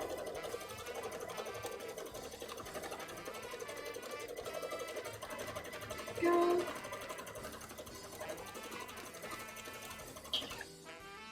Heck yeah, that's so good. I've used it for quite a while now. A lot of them are, I think, I don't know how to call it because they're like Twitch safe, but they are technically copyright on YouTube. There's a logic there. Not sure what the logic is. So they Twitch safe, but not always YouTube safe. Yeah. So it's probably that the artists have given Twitch permission, but they haven't always given YouTube permission. So if you're looking to upload the VODs to YouTube, give that just be careful. It won't get you, it won't get you your channel taken down or anything, but it will get you a, what do you call it? You won't make money. If you're looking to make money on your VODs. Oh dear. I still put the VODs up because otherwise, I like seeing the VODs. The VODs make me happy. It makes me feel like I've done something this week, you know? And also helps me keep an eye on how much time I'm spending sewing. Because I can, like, go into it and put them all in the Mateus cosplay. And then I can see how many hours I've spent doing the Mateus cosplay so far. Although I do add about 8 hours a week off stream. So however many weeks it is, add 8 hours a week off stream for the extra stuff that I do.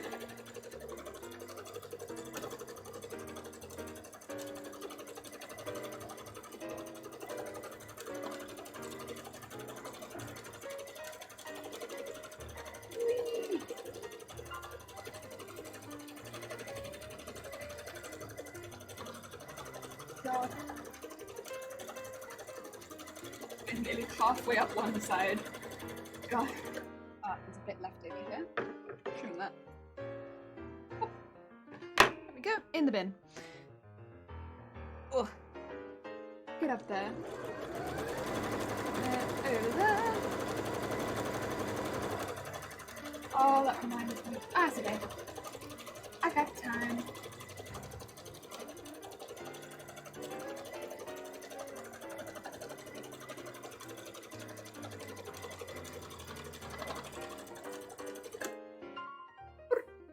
All the way back there. And up here again. Yes, I think I mentioned yesterday, but I'm gonna have my bobbin betray me. I'm gonna do a lot of the ruffling off stream. So the ruffling, or the gathering I should say, where you pull the strings that I'm putting into some of this off stream. Because these are such long pieces that I might need to see the lengths shorten on like a big piece of floor, which I don't have in this room. but I do have a floor downstairs, like a hallway, and I think the hallway downstairs might be the only strip of house that's long enough for me to lie some of these even to like half of their width, because these are like 18 meters long. And I don't know anywhere in the house we have even like 9 meters of floor space. But I think the hall into the kitchen, oh, might be close. Sorry, that's my bad. Can't have it slack.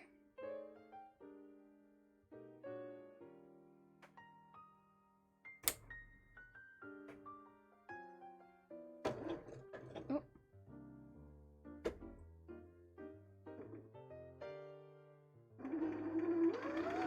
Hang on.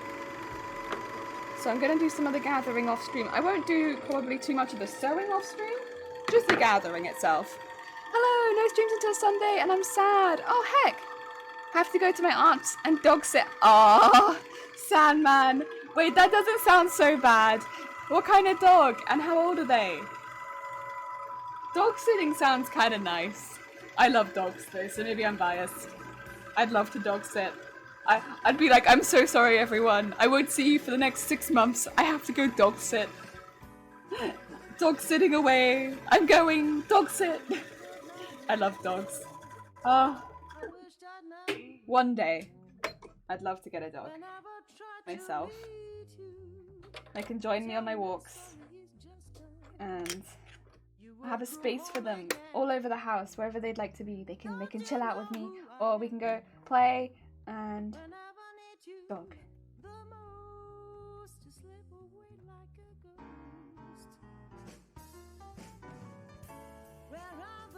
I hope they're okay with all of my...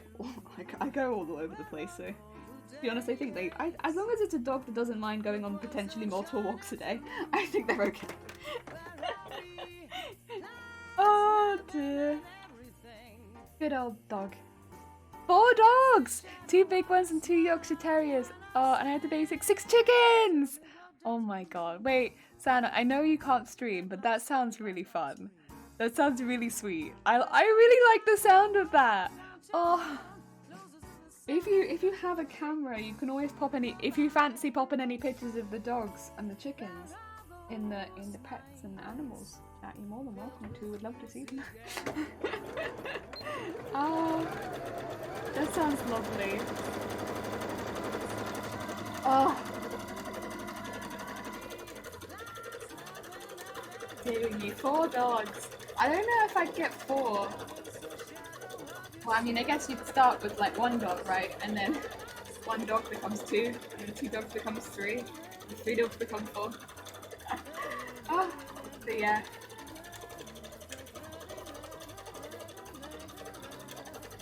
I think 2 dogs sounds like a pretty good amount of dogs. Thus, I'm going to a cosplay convention, so it'll be a good time for me to try out my Mandalorian. Heck yeah! Wait, that sounds fantastic. Wait. Why are you sad, Sandman? That sounds like a really good weekend. Sandman, that sounds great. You got dogs, you got cosplay. Oh my god, that sounds so good. God, dogs. Oh. And chickens as well. I don't see chickens too often.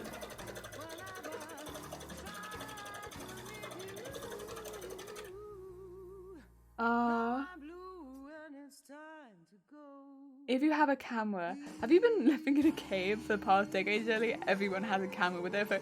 Listen, I don't want to assume. Like, I didn't have a camera for a while, and not everyone has a camera. Wow. Zay, not everyone has a camera. Trying to push out the word for breast cancer awareness for my streams. I know, but you got to take breaks for yourself. Like, it's, you know, when you can, great. But also, like, my birthday's in Breast Cancer Awareness Month. And I'm not doing a really, really long stream on my birthday. I'm finishing at 3, and I'm going to go eat sushi. It's my birthday. You know? As much as I want to do as much as I can for Breast Cancer Awareness Month, I also want to eat sushi on my birthday. If I can eat at that point. We're hoping. That's a month away. But you know, it's do as much as you can, if you know, when you can. But also, go enjoy yourself. Have a lovely weekend. Take care of the dogs. Take some time. That's all good. Like, don't put yourself out, because it should be fun.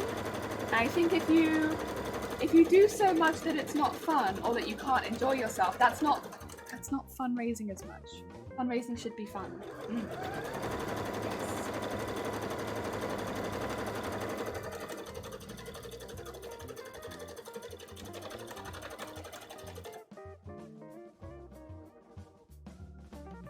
It sounds like you're doing a really good job so far, but fundraising should be fun. Yes.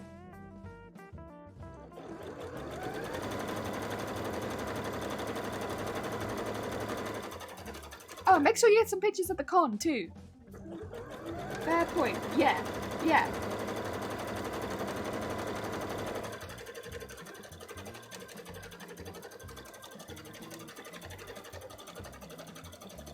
I don't think anyone would want to see you push yourself to the point of like not enjoying the rest of your life. No one wants to see that. People want to see you have fun. Like, that's why I've invited people, because I think that it could be fun for people. It gives you something else to do on your streams if you want to. It's something that could be fun. But if I ask you and you don't think you'd enjoy it, don't do it. It's fundraising if you think it would be fun for you. Please don't do it if it's not going to be fun, or you don't think it's something you'd enjoy.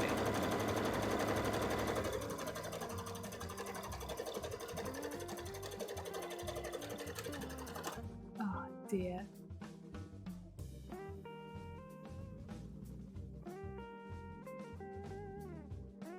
Fair point. Your machine is £578 on the Genome website. They are... wow. It was retailed at $360 3 years ago, and I bought it for $180. X display. That's very cheeky! That's very cheeky, Genome! But it's probably because the machines they're selling for £360 now give you a lot less than what they did 3 or 4 years ago. That's a price hike and a half, though.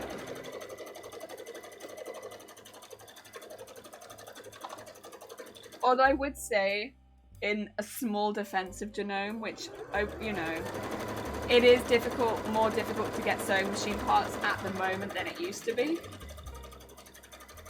It could be something to do with that.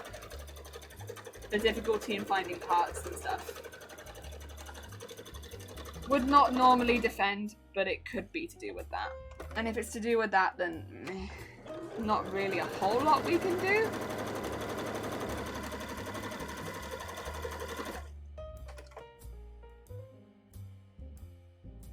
Oh dear. I'll do my best. Problem is, outfit doesn't have pockets. I mean, that's okay.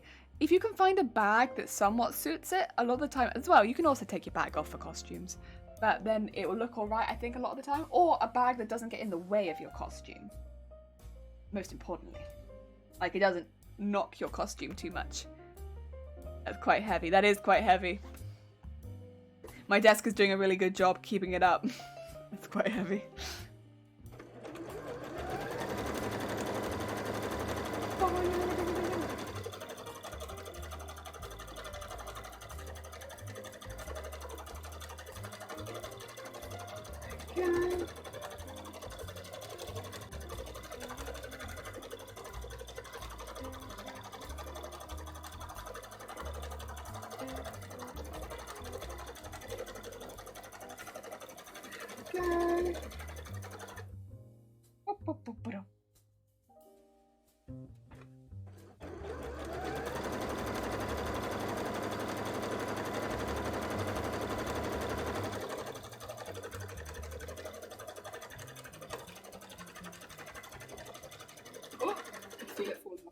Okay, come on. Yeah, man. Ah, dear. Yeah, it's a lot. It is a lot. Oh. Thing is, I would say for a beginner sewer, I should just clip this at some point so I can just be like, this is what I say. Highlight. There you go. Get a machine that can do all fabrics including stretch and upholstery, and that's all you need. Don't get a supermarket machine that can't do that. Don't get a cheapy machine that can't do that, because your machine will break when you try and run jeans through it. Get a machine that can do all fabrics, including stretch and upholstery. It will generally be a pretty good quality machine that could last you to the end of your life if you wanted it to.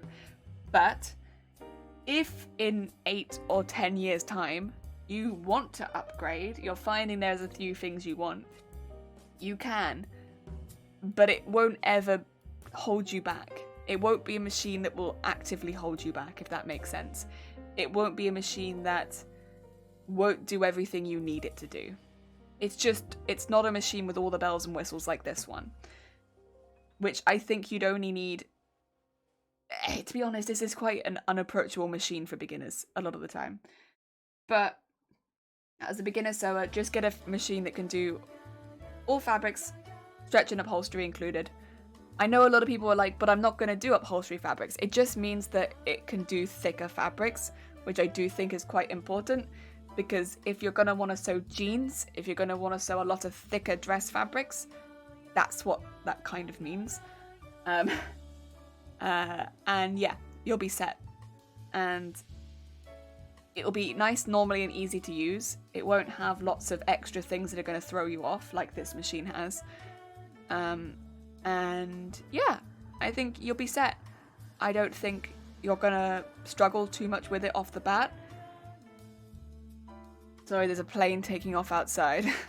Excuse me. And you don't have lots of complicated stitches to get used to off the bat. I don't know if okay, so I will let you know right now, Tisa. If you put genome machines in the chat, I'm not going to know them all off the top of my head. Your best is going to be to go into a sewing machine shop and talk with the assistants there. Tell them what you want to sew and let them know, and then they're going to be able to help you, because I don't know every sewing machine in the world off the top of my head. I think that's expecting a little too much, and I can't search them all on stream for you right now. Oh dear. I think what I'm giving is pretty general advice. Scroll down on what machines you're looking at. Can it do all fabrics, including stretch and upholstery? If the answer is no, don't get it. If the answer is yes, it's fine. I think that's a pretty general rule. But I'm not gonna go through every machine and tell you if it's a good or bad machine. I'm not here to sell you a machine today. But yeah. I mean, if you have any questions about specific machines, you can put them in the Discord. We have a lot of very talented seamstresses and tailors in there. But I'm not going to do that live on stream. Oh dear. Hi Mop Strudel, how goes it? I hope you're having a good day.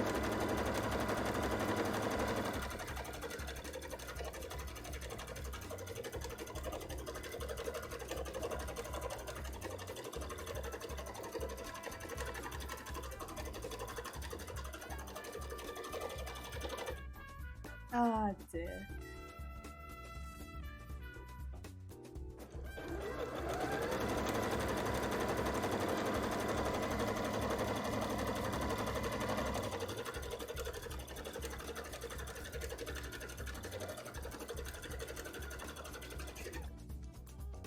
Ooh.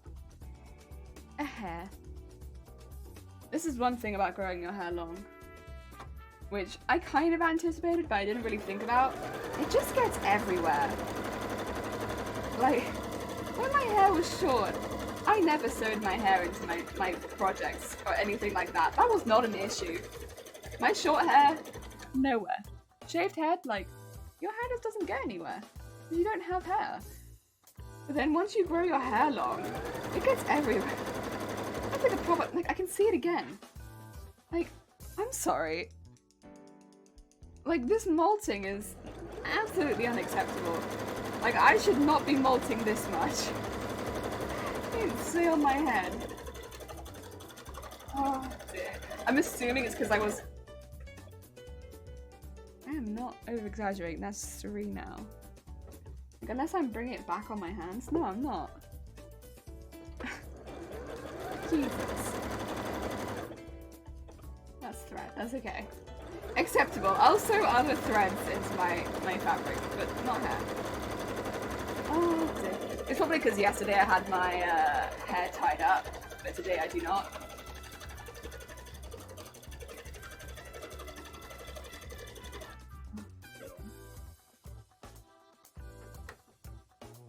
There we go.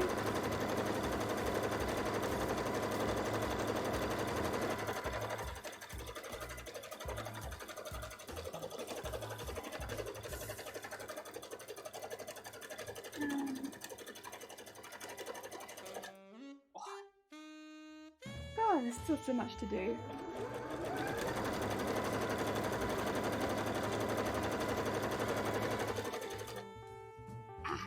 I think this is when I'd probably prefer it going forward, and like, again, this is my first time when I've had my own sewing setup, like, rather than just sewing in a corner somewhere like a hobby, just like sewing like a gremlin in the corner.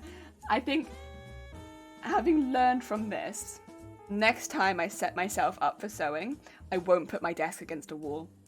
I think that's a mistake. I won't do that again, because I think you can see it. Whenever I'm sewing something bigger like this, it just bunches. And I can't go any further. It can't drop off the edge. And it's alright with smaller things. Like, you'll probably see when I'm making bras and stuff, like, this isn't going to be an issue. But a lot of the time with cosplay, I'm not sewing smaller things. And so often with, like, bigger skirts and stuff like that, I really need this whole area just completely clear so that the fabric can just whoosh over the edge and not bunch. But because I've got this wall right in front of me, that's not going to happen. I think next time it would be better if my back was against a wall and then my desk was facing outwards. Like, almost if I was sat there and then this was out, so I had to, like, screw in a bit. Like, it'd be a little bit more difficult to get into my desk every time. But this sewing would be a lot easier. I mean, honestly, this probably isn't the best room for it, but I still think that would be easier. So next time, that's something that I've got on my list of, like, how I would do things differently next time is I would not have my sewing desk up against a wall, because having the fabric just smashing into a wall like this, it does make it a little bit more difficult. I really just want it to fall off the other side, and it's never gonna happen. And it just means, like, pushing it back all the time, like, but, like, you can kind of see it, like, bounces back. Yeah, it makes it difficult to sew bigger piece of fabric. And I mean, this is a thin piece of fabric as far as it's only, like, this wide, so it's not quite so bad. But with, like, big skirts, like Garbador skirt, for instance, or let me think of other ones. And when this skirt is all sewn together, it will be much more difficult.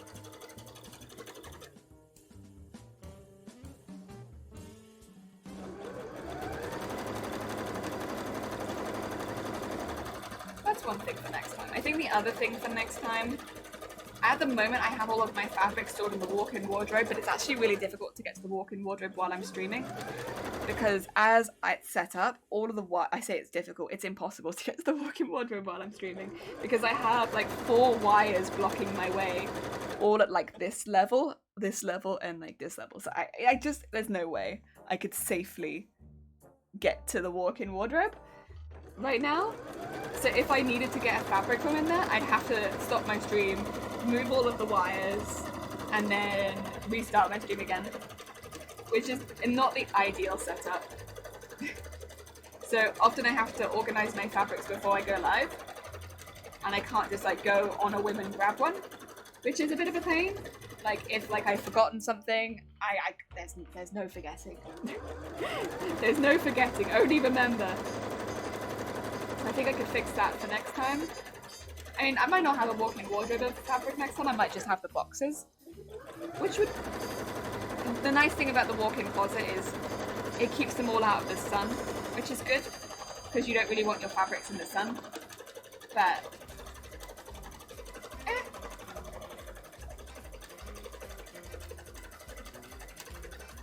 I think it'd need to be a little further away from the stream setup.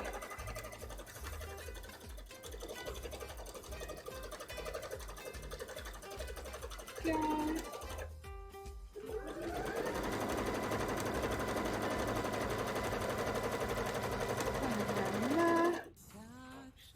You kind of just learn, don't you? I'm sure other seamstresses, other sewers, tailors have all had this kind of experience where you've set something up and it's like, it kind of works, it's better than what you've had before, but it's not quite what you're looking for. I think as I've sat in this room, it's like, it's better. Every time that I change things, it's getting better. It's closer to what I want as an ideal sewing room, but it's like, it's not quite there. It's getting there, but it's not quite there.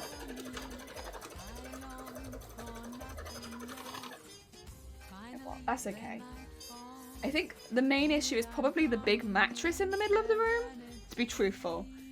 Because it does make it difficult to change where anything is when there's a massive mattress in the middle of the room. That's why I always walk so funky on stream, is because whenever I stand up, I'm immediately stood on a mattress. Oh dear. Sleevel, how's it going? Oh, Sylvie, how's it going? Oh dear. Just talking about organising a sewing room. This is my first sewing room. I've been sewing for... Oh no.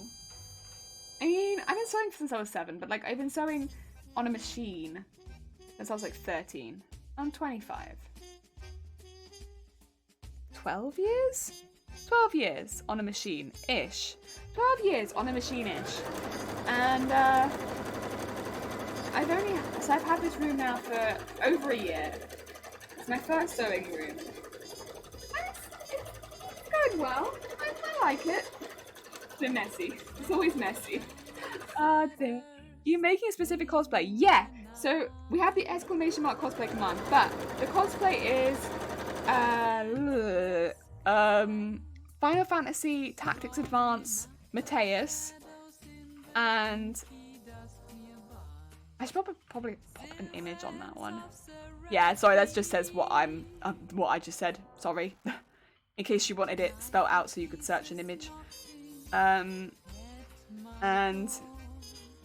this is going to be the petticoat for that. We're making it out of cotton because I want it. Yeah, I wanted it spelled out. Yeah, sorry, it is quite a mouthful. I wanted to make it out of cotton because I wanted it to look a little bit more historic. Because it is, I don't know, it's a very detailed costume. And we're making the entire thing sewn. So no foam armour, all embroidered applique and fabric. And I want it to feel a little historical. Yeah, that's how the costume's going to end up looking.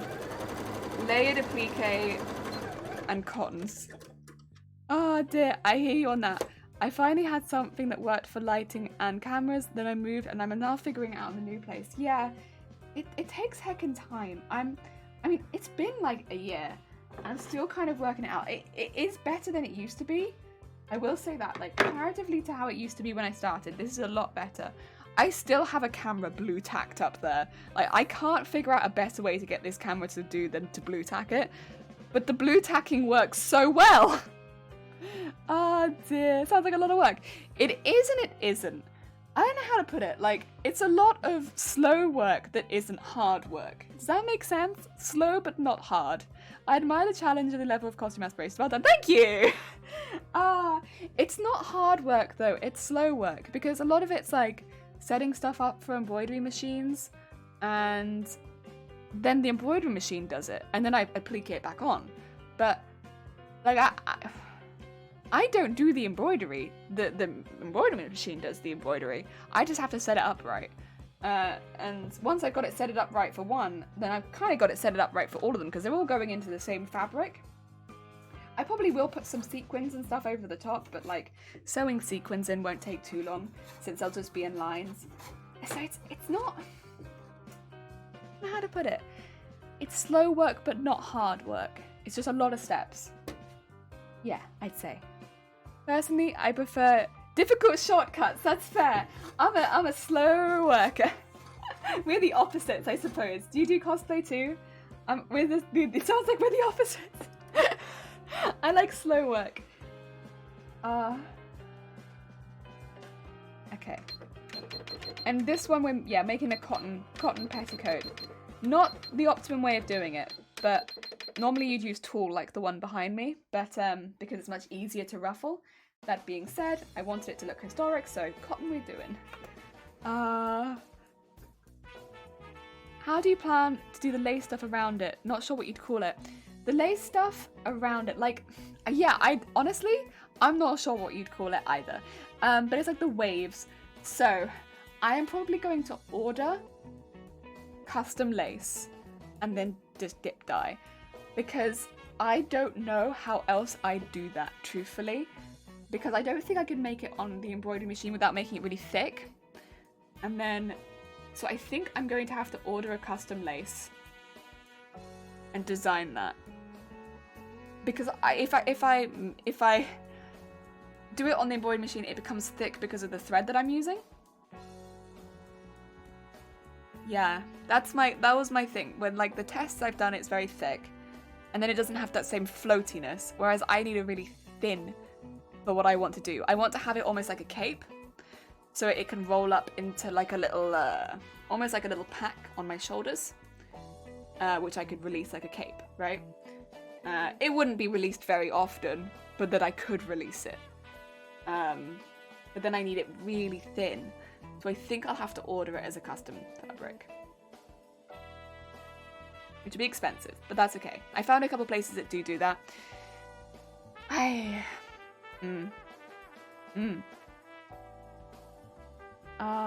started machine sewing at 7, fast forward I'm now 45. Don't make me do the math, I'm not going to. It's been a long time. Do you have a sewing room? How do you sort it out? Do you have a mattress in the middle of your sewing room? If so, how do you work around the mattress? The mattress makes things real difficult for me. I've only done a few cosplays so far. My favourite was Anna from Frozen. I made a black bodice out of thick wool and embroidered it by hand. So I'm not sure if I'm that different in the end. Wait, yes, you did hand embroidery! That takes so long! Wait a minute! Hand embroidery takes a lot longer. That's why I'm doing it on a machine, because on a machine you design it and then the machine does all the embroidery for you. It means that you can avoid hand embroidery, because hand embroidery is slow. Like it's beautiful but slow. Oh dear. Very pretty, but it takes so long. Oh, boobtober! Yeah, boobtober. We're doing a really big, what do you call it? Breast cancer awareness event in October called boobtober. And we are making bras all throughout October. The cosplay themed bras. Very exciting. I'm really looking forward to it. A lace fabric would probably be the best. It looks very floaty and shouldn't be too heavy, yeah. So if I can customize it, like make it myself and then send it across to be made, I can then dip dye it so it's the right colors and then roll it up, pop it in my cape. Yeah. Pop a little hook on my finger so I can just, and then, so have a couple of hooks here is the plan on my shoulder, and then I can just reach up and pull it out. That's the plan, so I can have a dramatic cape reveal. That'll be one of the last things I'll have to sort out, to be honest. And it'll also probably be the most expensive part of the costume, other than maybe the LEDs. The LEDs and the cape are... But I think the lace fabric will be the most expensive. But it's also the last bit. Dearie me. I have done costuming professionally for theatre and opera, mostly period pieces as well as corsets and stays, big giant floofy frou-frou, Robilla Franche stuff. My sewing room became a bedroom for my younger daughter, alas. Oh no! Oh, so sweet, thank you so much for the follow. Wait, let's see if you survived the meat grinder. Oh, yay! Oh, wait, no, was that you that flew out or something else? Someone went in. I think it was you. I'm going to assume that was you that went in and something else flew out. That's really cool, by the way, Shalom. Heck yeah. Oh, that sounds sick. Oh, Shalom. Thank you for the follow. Wait, let's see if you survived the meat grinder. Oi, oi, oi. Oi, oi, oi. What? Eat. Yes, and you pushed someone else out. Wait, you're both saving up for not meat grinder. You're both saving up for an embroidery machine. You're both saving up for an embroidery machine. If you are, before you get an embroidery machine, I'd also have a look. You might have already looked at this, but look at the embroidery softwares that you might need, because that took me forever to find one that I was happy with. Embroidery software costs a pretty penny, and that's the software that you use to do your own custom designs. And that can be anywhere from like 100 to 200 quid to 1,000 quid on top of the embroidery machine. So you buy the embroidery machine and then you might have to spend up to $1,000 on the embroidery software depending on what you want on top of the machine. Yeah, saving up for a meat grinder. Sorry, yeah, wrong one. I got my words mixed up. Yeah, I always feel like I have to warn people about that as the extra expense, because like the embroidery machine is expensive, but I'll be honest, it's the extra expense of the embroidery software that I think it caught me. It catches a lot of other people too, where if you want to do your own custom designs, you have to buy digitizing software so that you can send it across to the machine. And that digitizing software is not cheap. It's like, my one is on the cheaper side, and my one was 180 quid, which is about $250. Yeah, and that's the cheap side. That's cheap. Most people would consider that cheap, digitizing software. That's like, wow, you didn't spend very much on your digitizing software, that's really good. Because a lot of the more popular ones, like the Brother one for instance, that's £999. And that's a popular one.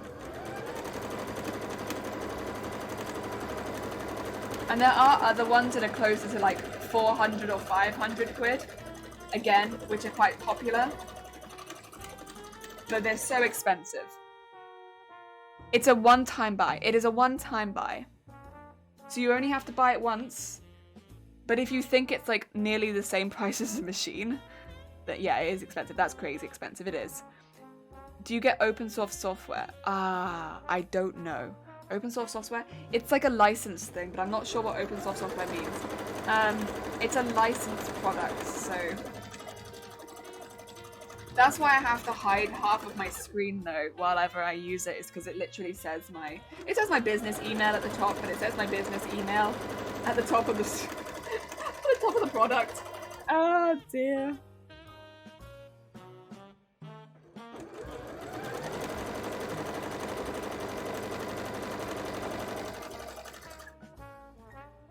Are you doing a ruffle right now? Yes. I don't have a ruffle foot, and I'm making the petticoat, so I'm just sending 2 stitches up the top so that I can ruffle this to half the size this is. I think this is 16 meters, so I'm going to need this to be 8 meters. So I'm going to do two long stitches up here so that I can get this to be ruffled to half of it. Why don't I have a ruffle foot? Good question. Very good question. I've done this multiple times. There's literally a petticoat right behind me. Meaning free software. No. You can get a free like a free, what do you call it? Trial, but not free software. No. No. Would you like an easy gathering trick? Yeah, go for it. I'll take an easy gathering trick. I'll just be here doing my long stitches for now. Since this is the last one, I'm going to keep it the same as all the others at this point. So I don't want it to be uneven, but you know. You get me. Not pirated, mind you, but software made by someone else. It's meant to be distributed for free. No. So this is... It's not open source, and I don't think you really get open source for embroidery software. It's really niche. Really niche. It's a kind of a nightmare to navigate because of that as well.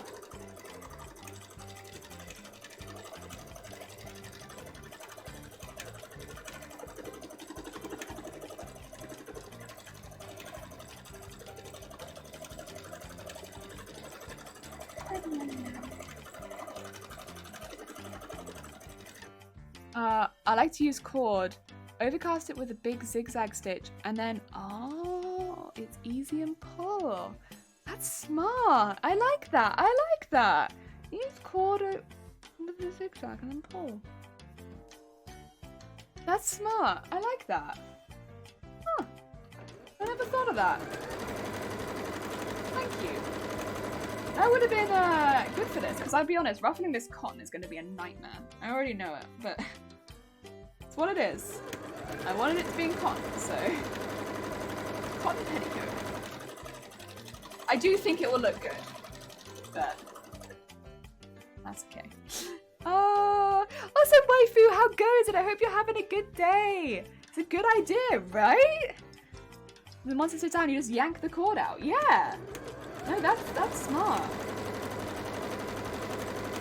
And honestly, I've got reels and reels of cord, so it's not like I'm short on cord. I just hoard. Just hoard everything. I'm like, on sale? Okay. Say no more. Do I need it? No.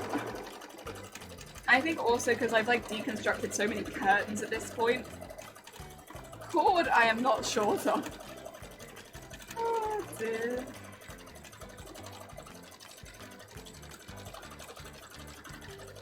Oh. I would have to find it though.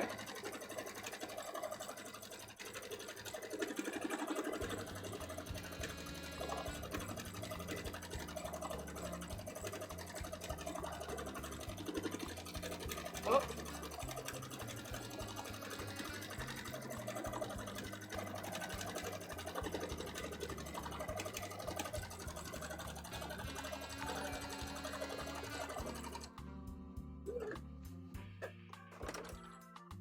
There we go.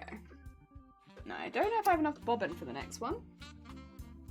It might do me good to do a new bobbin so I don't get stuck halfway through. Oh dear. Just Chili hoards cord. I hoard everything. I hoard everything. Yes, upcycling and thrifting my sewing finds is my fave. Yes. Everything is hoarded here. There's so much hoarded stuff. I'll go to Medieval Market this weekend and just sew a complete dress out of curtains.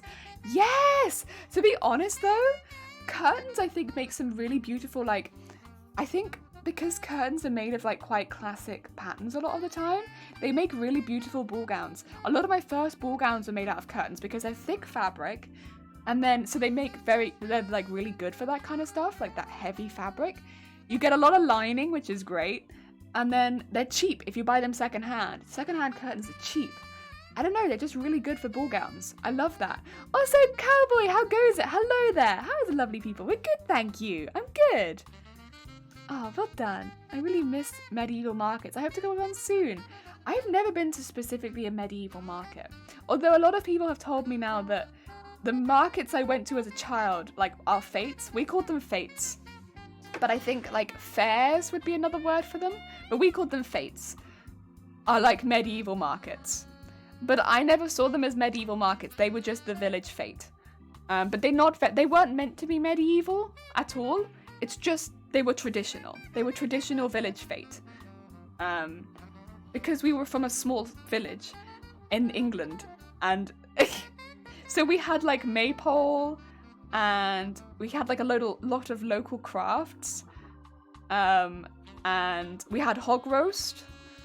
Normally it'd be like local butcher hog roast, and yeah, it was really good. It was always a really good time. There'd be a parade too, of like a lot of the local shops would do a parade, and yeah, it was really good, really fun.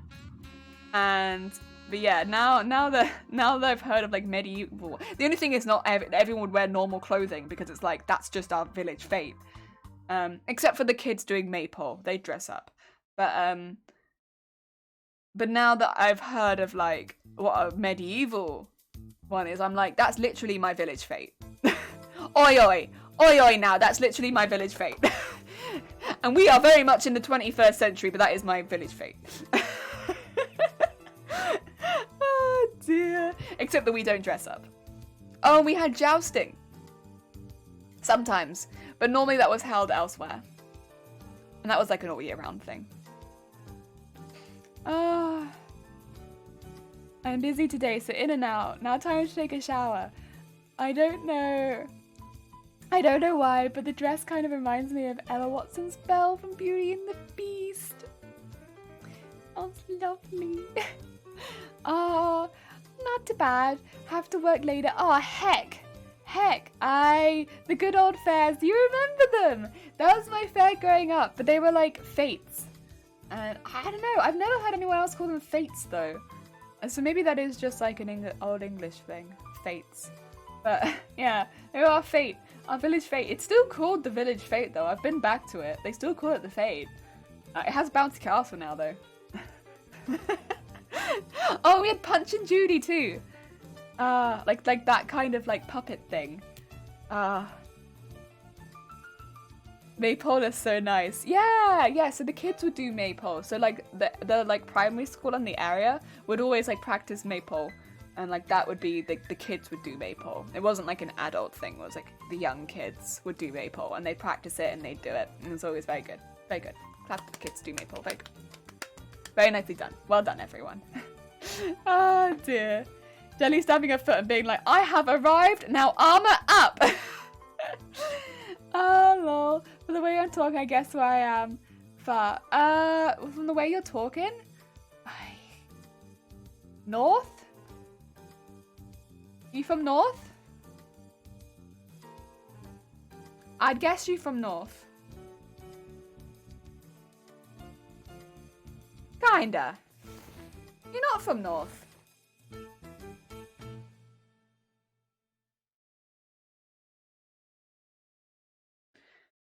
North or Scotland? I don't know.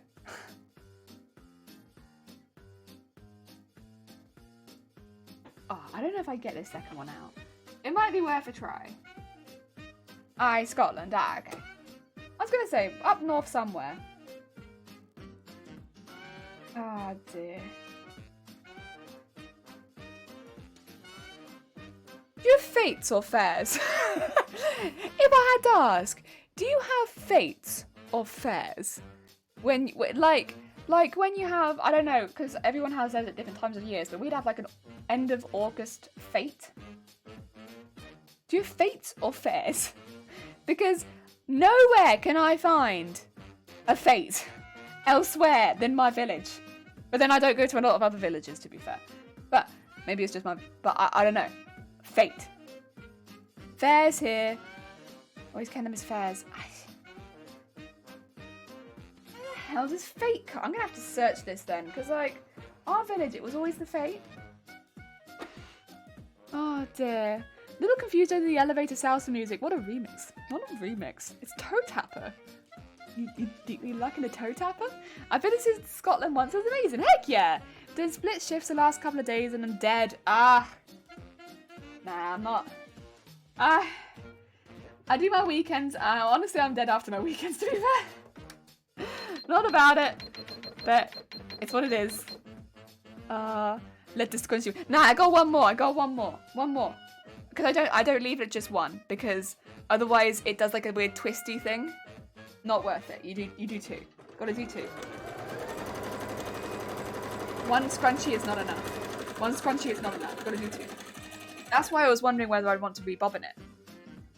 3 splits in a row means make cosplay. Yeah! I mean, it's like a fun little process. It'll probably take longer than you think it will, but it'll actually be fun. It'll be fun. And then at the end, when you go to a Comic-Con and people be like, where'd you get that cosplay? You can be like, made it. Honestly, that's the best bit. I know it sounds really petty, but people be like, oh, where'd you get that cosplay? You can just be like, made it. I made it. Actually, I made it.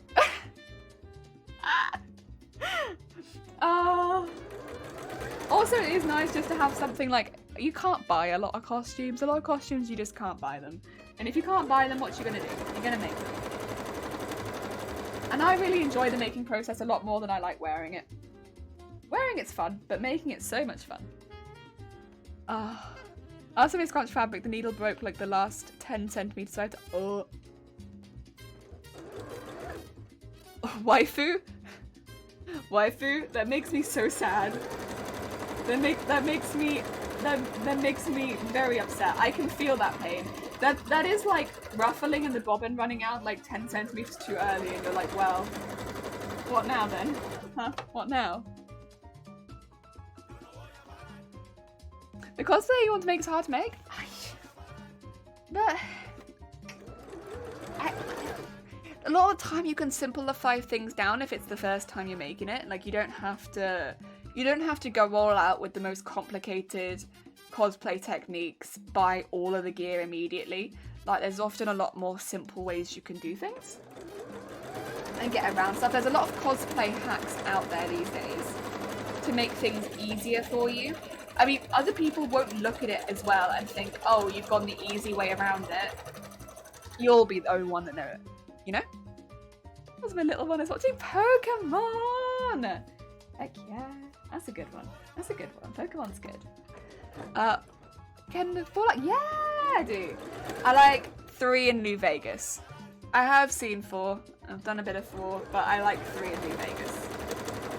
That being said, I like trying to coerce other people to play 4. Because, I'll be honest, I think 4 is quite funny.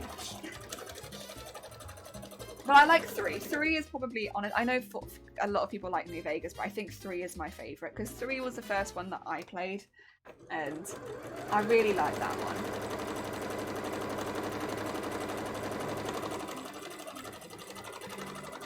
As funky as it was sometimes. I'm gonna make. Okay. Ranger outfit. Fallout 1 2. I've not played 1 and 2, see? But I'm sure they're not too different. You want to play the Ranger outfit? No, to be fair.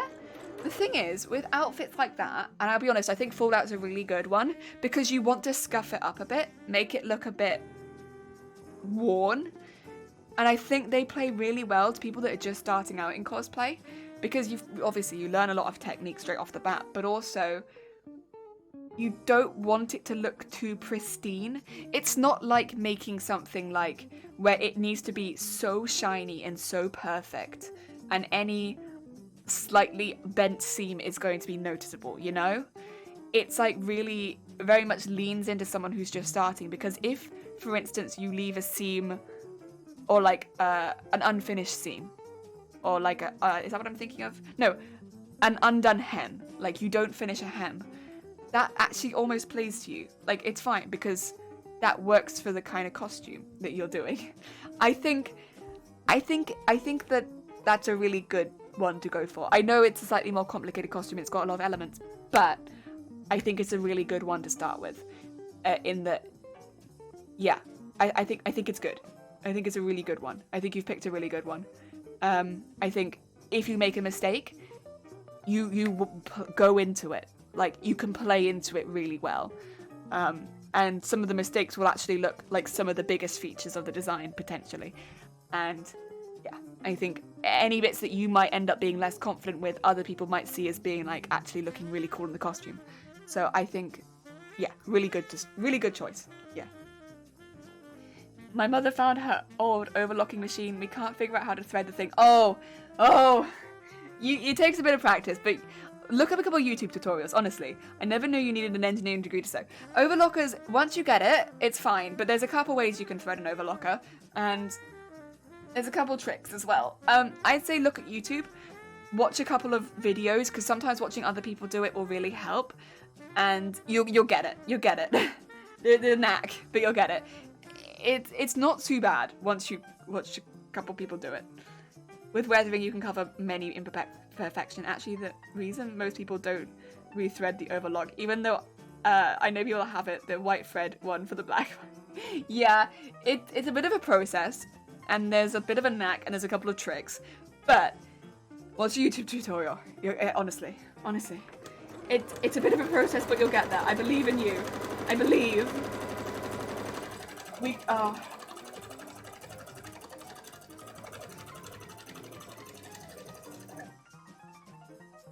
Little one is in her fox onesie, but now watching Kanto, because when I'm working mornings I have her at nursery. Oh, cutie. I bought my overlock machine and haven't yet figured out how to use it. They are really handy, especially if you're working with like stretch fabrics and stuff like that. Or to be fair, just like finishing edges really nicely for something that's a bit more nifty, like a bra. But it's, yeah, threading it takes it's a knack. I had to do it a bit more in college, but other than that, I've not had to do it for a while, so I think even I'd be a bit out of practice.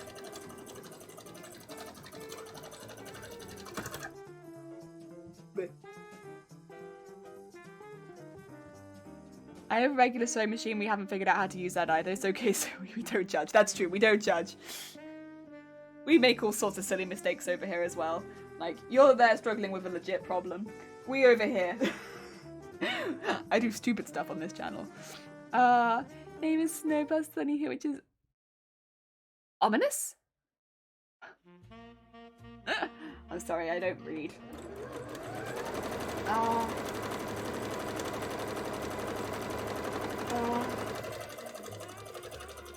What's it looking like here? I think it's sunny here in Wales too, to be honest. Unusual. I can see a little bit of light coming through. Oh dear. Also guys, always read the manuals. They have some nice explanations for many stuff, so totally worth the time. True. The amount of times I've just thrown out the manuals immediately and been like, I will worry my way through this. That is fine. Oh! Where did I lose it? There. All the way back here. I'm gonna have some weird bobbin stuff going on here. Oh my god. Oh, Cowboy, thank you for the follow. Let's have a look. Let's have a look. Nope. Into the soup. We have another soup victim. Oh dear. Thank you for the follow though. Right, I need the unpicker. There it is. The blunt one. 2 seconds. Nope. My phone's going off, excuse it. It's having a moment. Also, Cowboy, is your name a mixture of, is it Trigun and Cowboy Bebop? Please do correct me if I'm wrong.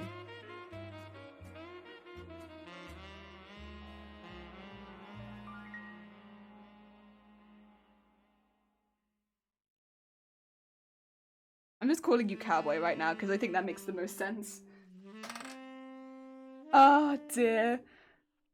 Le Welsh. Le Welsh. Le Welsh over here, Louis. I'm actually English, but I've lived here for like 7-8 years now. It's going up. I don't know how long I've lived here. A long time. A while. I got sunburned in Edinburgh. Congratulations. Cressota Wells. Cressota Wells, hello. Hunter to follow. Notification. I have all Pokemon games plus generation of consoles. I only just started playing Pokemon because I never had a handheld console growing up, right? So I started with Sword and Shield.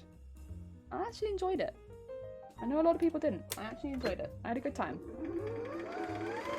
I had a good old time. I see we have a fellow weeb. I have like loads. I don't know if you can see them over there.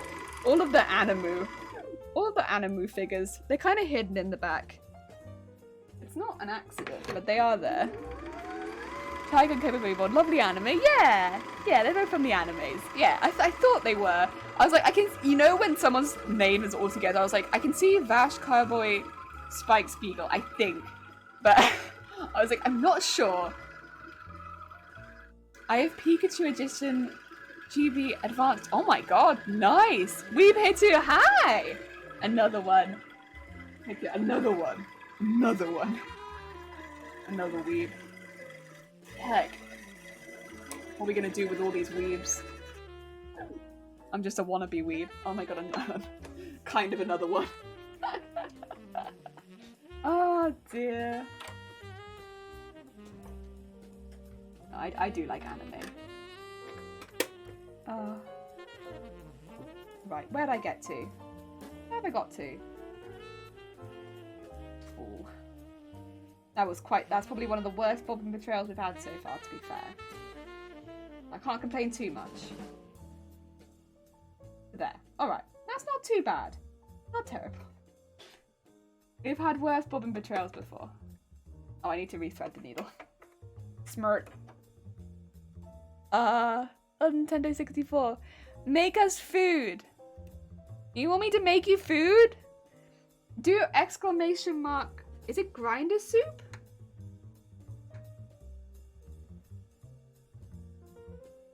He said, what do I do with all these weebs? Oh, I see.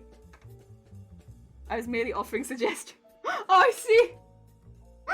You want me to make you food now?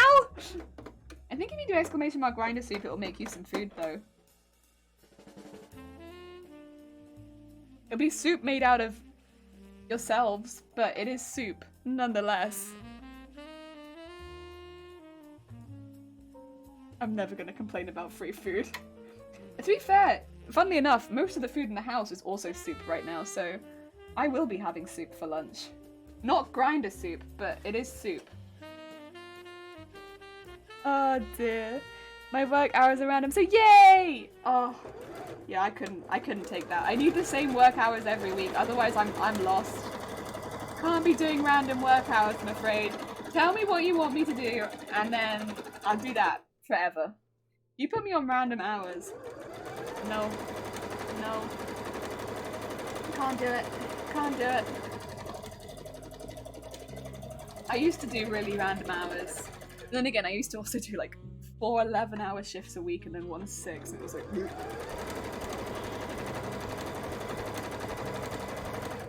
And then I sometimes do extra on top. And I remember having to sign a contract because I was doing too many hours. And like, they didn't want to get in trouble for how much I was working. You were like, you're doing too much. And you're under 25 at the time, I think I was. And it was a problem. I was like, right. But you're asking me to do these hours. So wait a minute. Wait a minute. I did sign it, to be fair, so that's on me.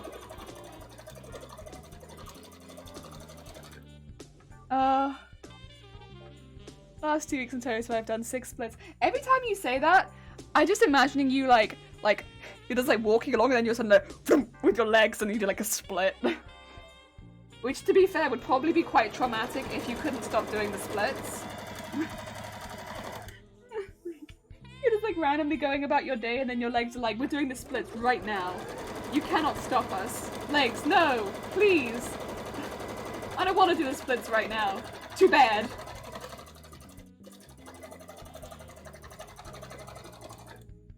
Oh, thanks. Split shifts. Yes, no. They've tried to do that to me before, but then I've put my foot down quite hard on my workplace where I'm like, I do 2 days a week. You can split my hours however you like, but I'm not coming in for more than 2 days a week. And that's it. But then I had quite a hard letter from my doctor saying maximum of 2 days a week, and that's it. Don't let her come in for more than 2 days a week.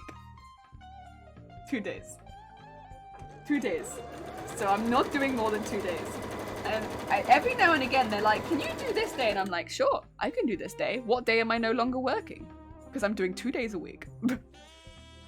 Up to you. What day do you want to take me off?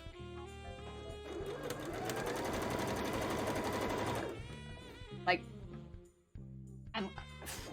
I do 2 days a week. But then I'm kind of in a position where I signed up to this job telling them I'd only ever do 2 days a week. So it's like they know what they're getting. They're pretty good with me though. Like, credit where credit's due. They're pretty good with me. If they are gonna move my day, most of the time it's only 1 or 2 people that I think don't know my circumstances that have tried to be a bit iffy about it. And normally if I explain, they're pretty good. I've not had too many difficult conversations about it. There we go. Oh. You can have a break now, sewing machine. You've done very, very good.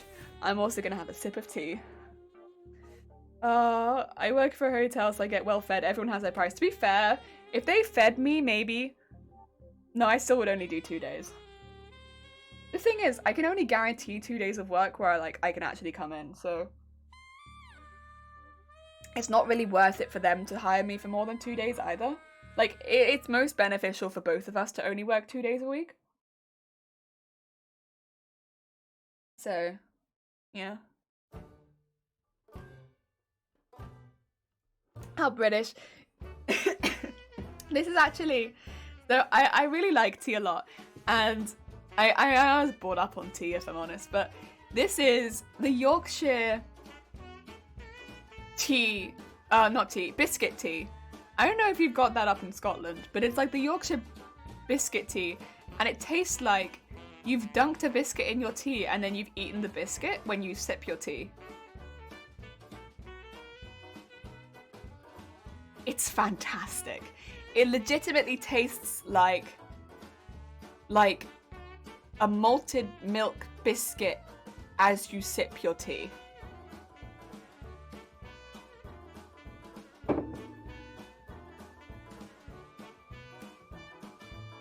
It's so good! I'll grab some nah biscuit tea. Listen, Tetley. Oh, see now, Cowboy, you've been great, but you need to get out. You need to get out with your no. Tetley is literally F tier tea. If I come into my workplace and they've restocked with Tetley, oh, tip it in the bin. Tip it in the bin. Like, I wouldn't even donate Tetley. I would donate anything but Tetley. No. Tetley belongs in the bin. Oh. Like, ugh. No. Tetley is dishwater. Grim. Like, ugh. Honestly, I shudder just to think of Tetley. How rude. You wrote Tetley in my Twitch chat. Like, literally, you've been lovely this whole time, but no, can't have that.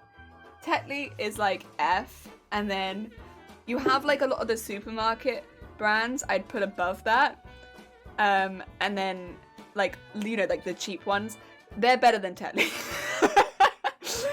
And then I can't remember what it's called. Is it Typhoon? Typhoon I'd put actually probably with the supermarket brands, but Tetley, Typhoon and supermarket brands, PG Tips, Yorkshire, Yorkshire, everything, up to the top. And then Yorkshire Gold above there. Oh. Battle of the Teas. I love your stream, but it's making me want to sew. I need to paint. No, you're doing great with your painting. Keep painting.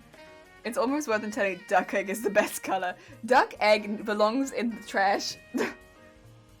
Get duck egg out of here. I'm gonna take a quick tea break so I can fight my chat real quick. Sorry, I'm like curled up in a ball.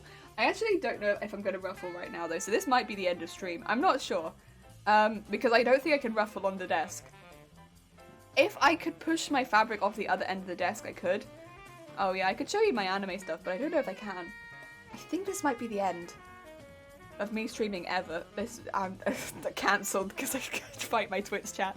Isn't it like against the rules of Twitch to fight your Twitch chat? I can't remember. If that was the case, I should have been banned last year, to be honest, because I have a really old artwork I want to share. Do you have a Discord? Yeah, if you ! Discord, it should take you to a Discord. So I'm just gonna have to. Please, everyone that is new in the chat, please don't look at my keyboard because it's kind of. Actually, you can't really see it from this angle, so that's okay. It's kind of I judge me. Ah, dear. Why am I getting welcome to my own chat? This is my chat. Let's see, can I... Don't look at it. Oh, there you go. Sorry, you got there before me. I am a slow typer. There we go. Right. I am gonna send you all on a hacking raid. So let me see. Who is doing a live right now? B! A B is live! A B is live with face cam! Oh my god, what a hacking treat! Right, B is a friend of the channel, so we're gonna do a B raid. Plus, we never get to raid B because B normally ends before us. But we did a short stream today, so that's why. Come on, offer as well. Oh, heck yeah! Now I'm intrigued. Show the keyboard. I'll be really quick because it's a bit TOS. There you go.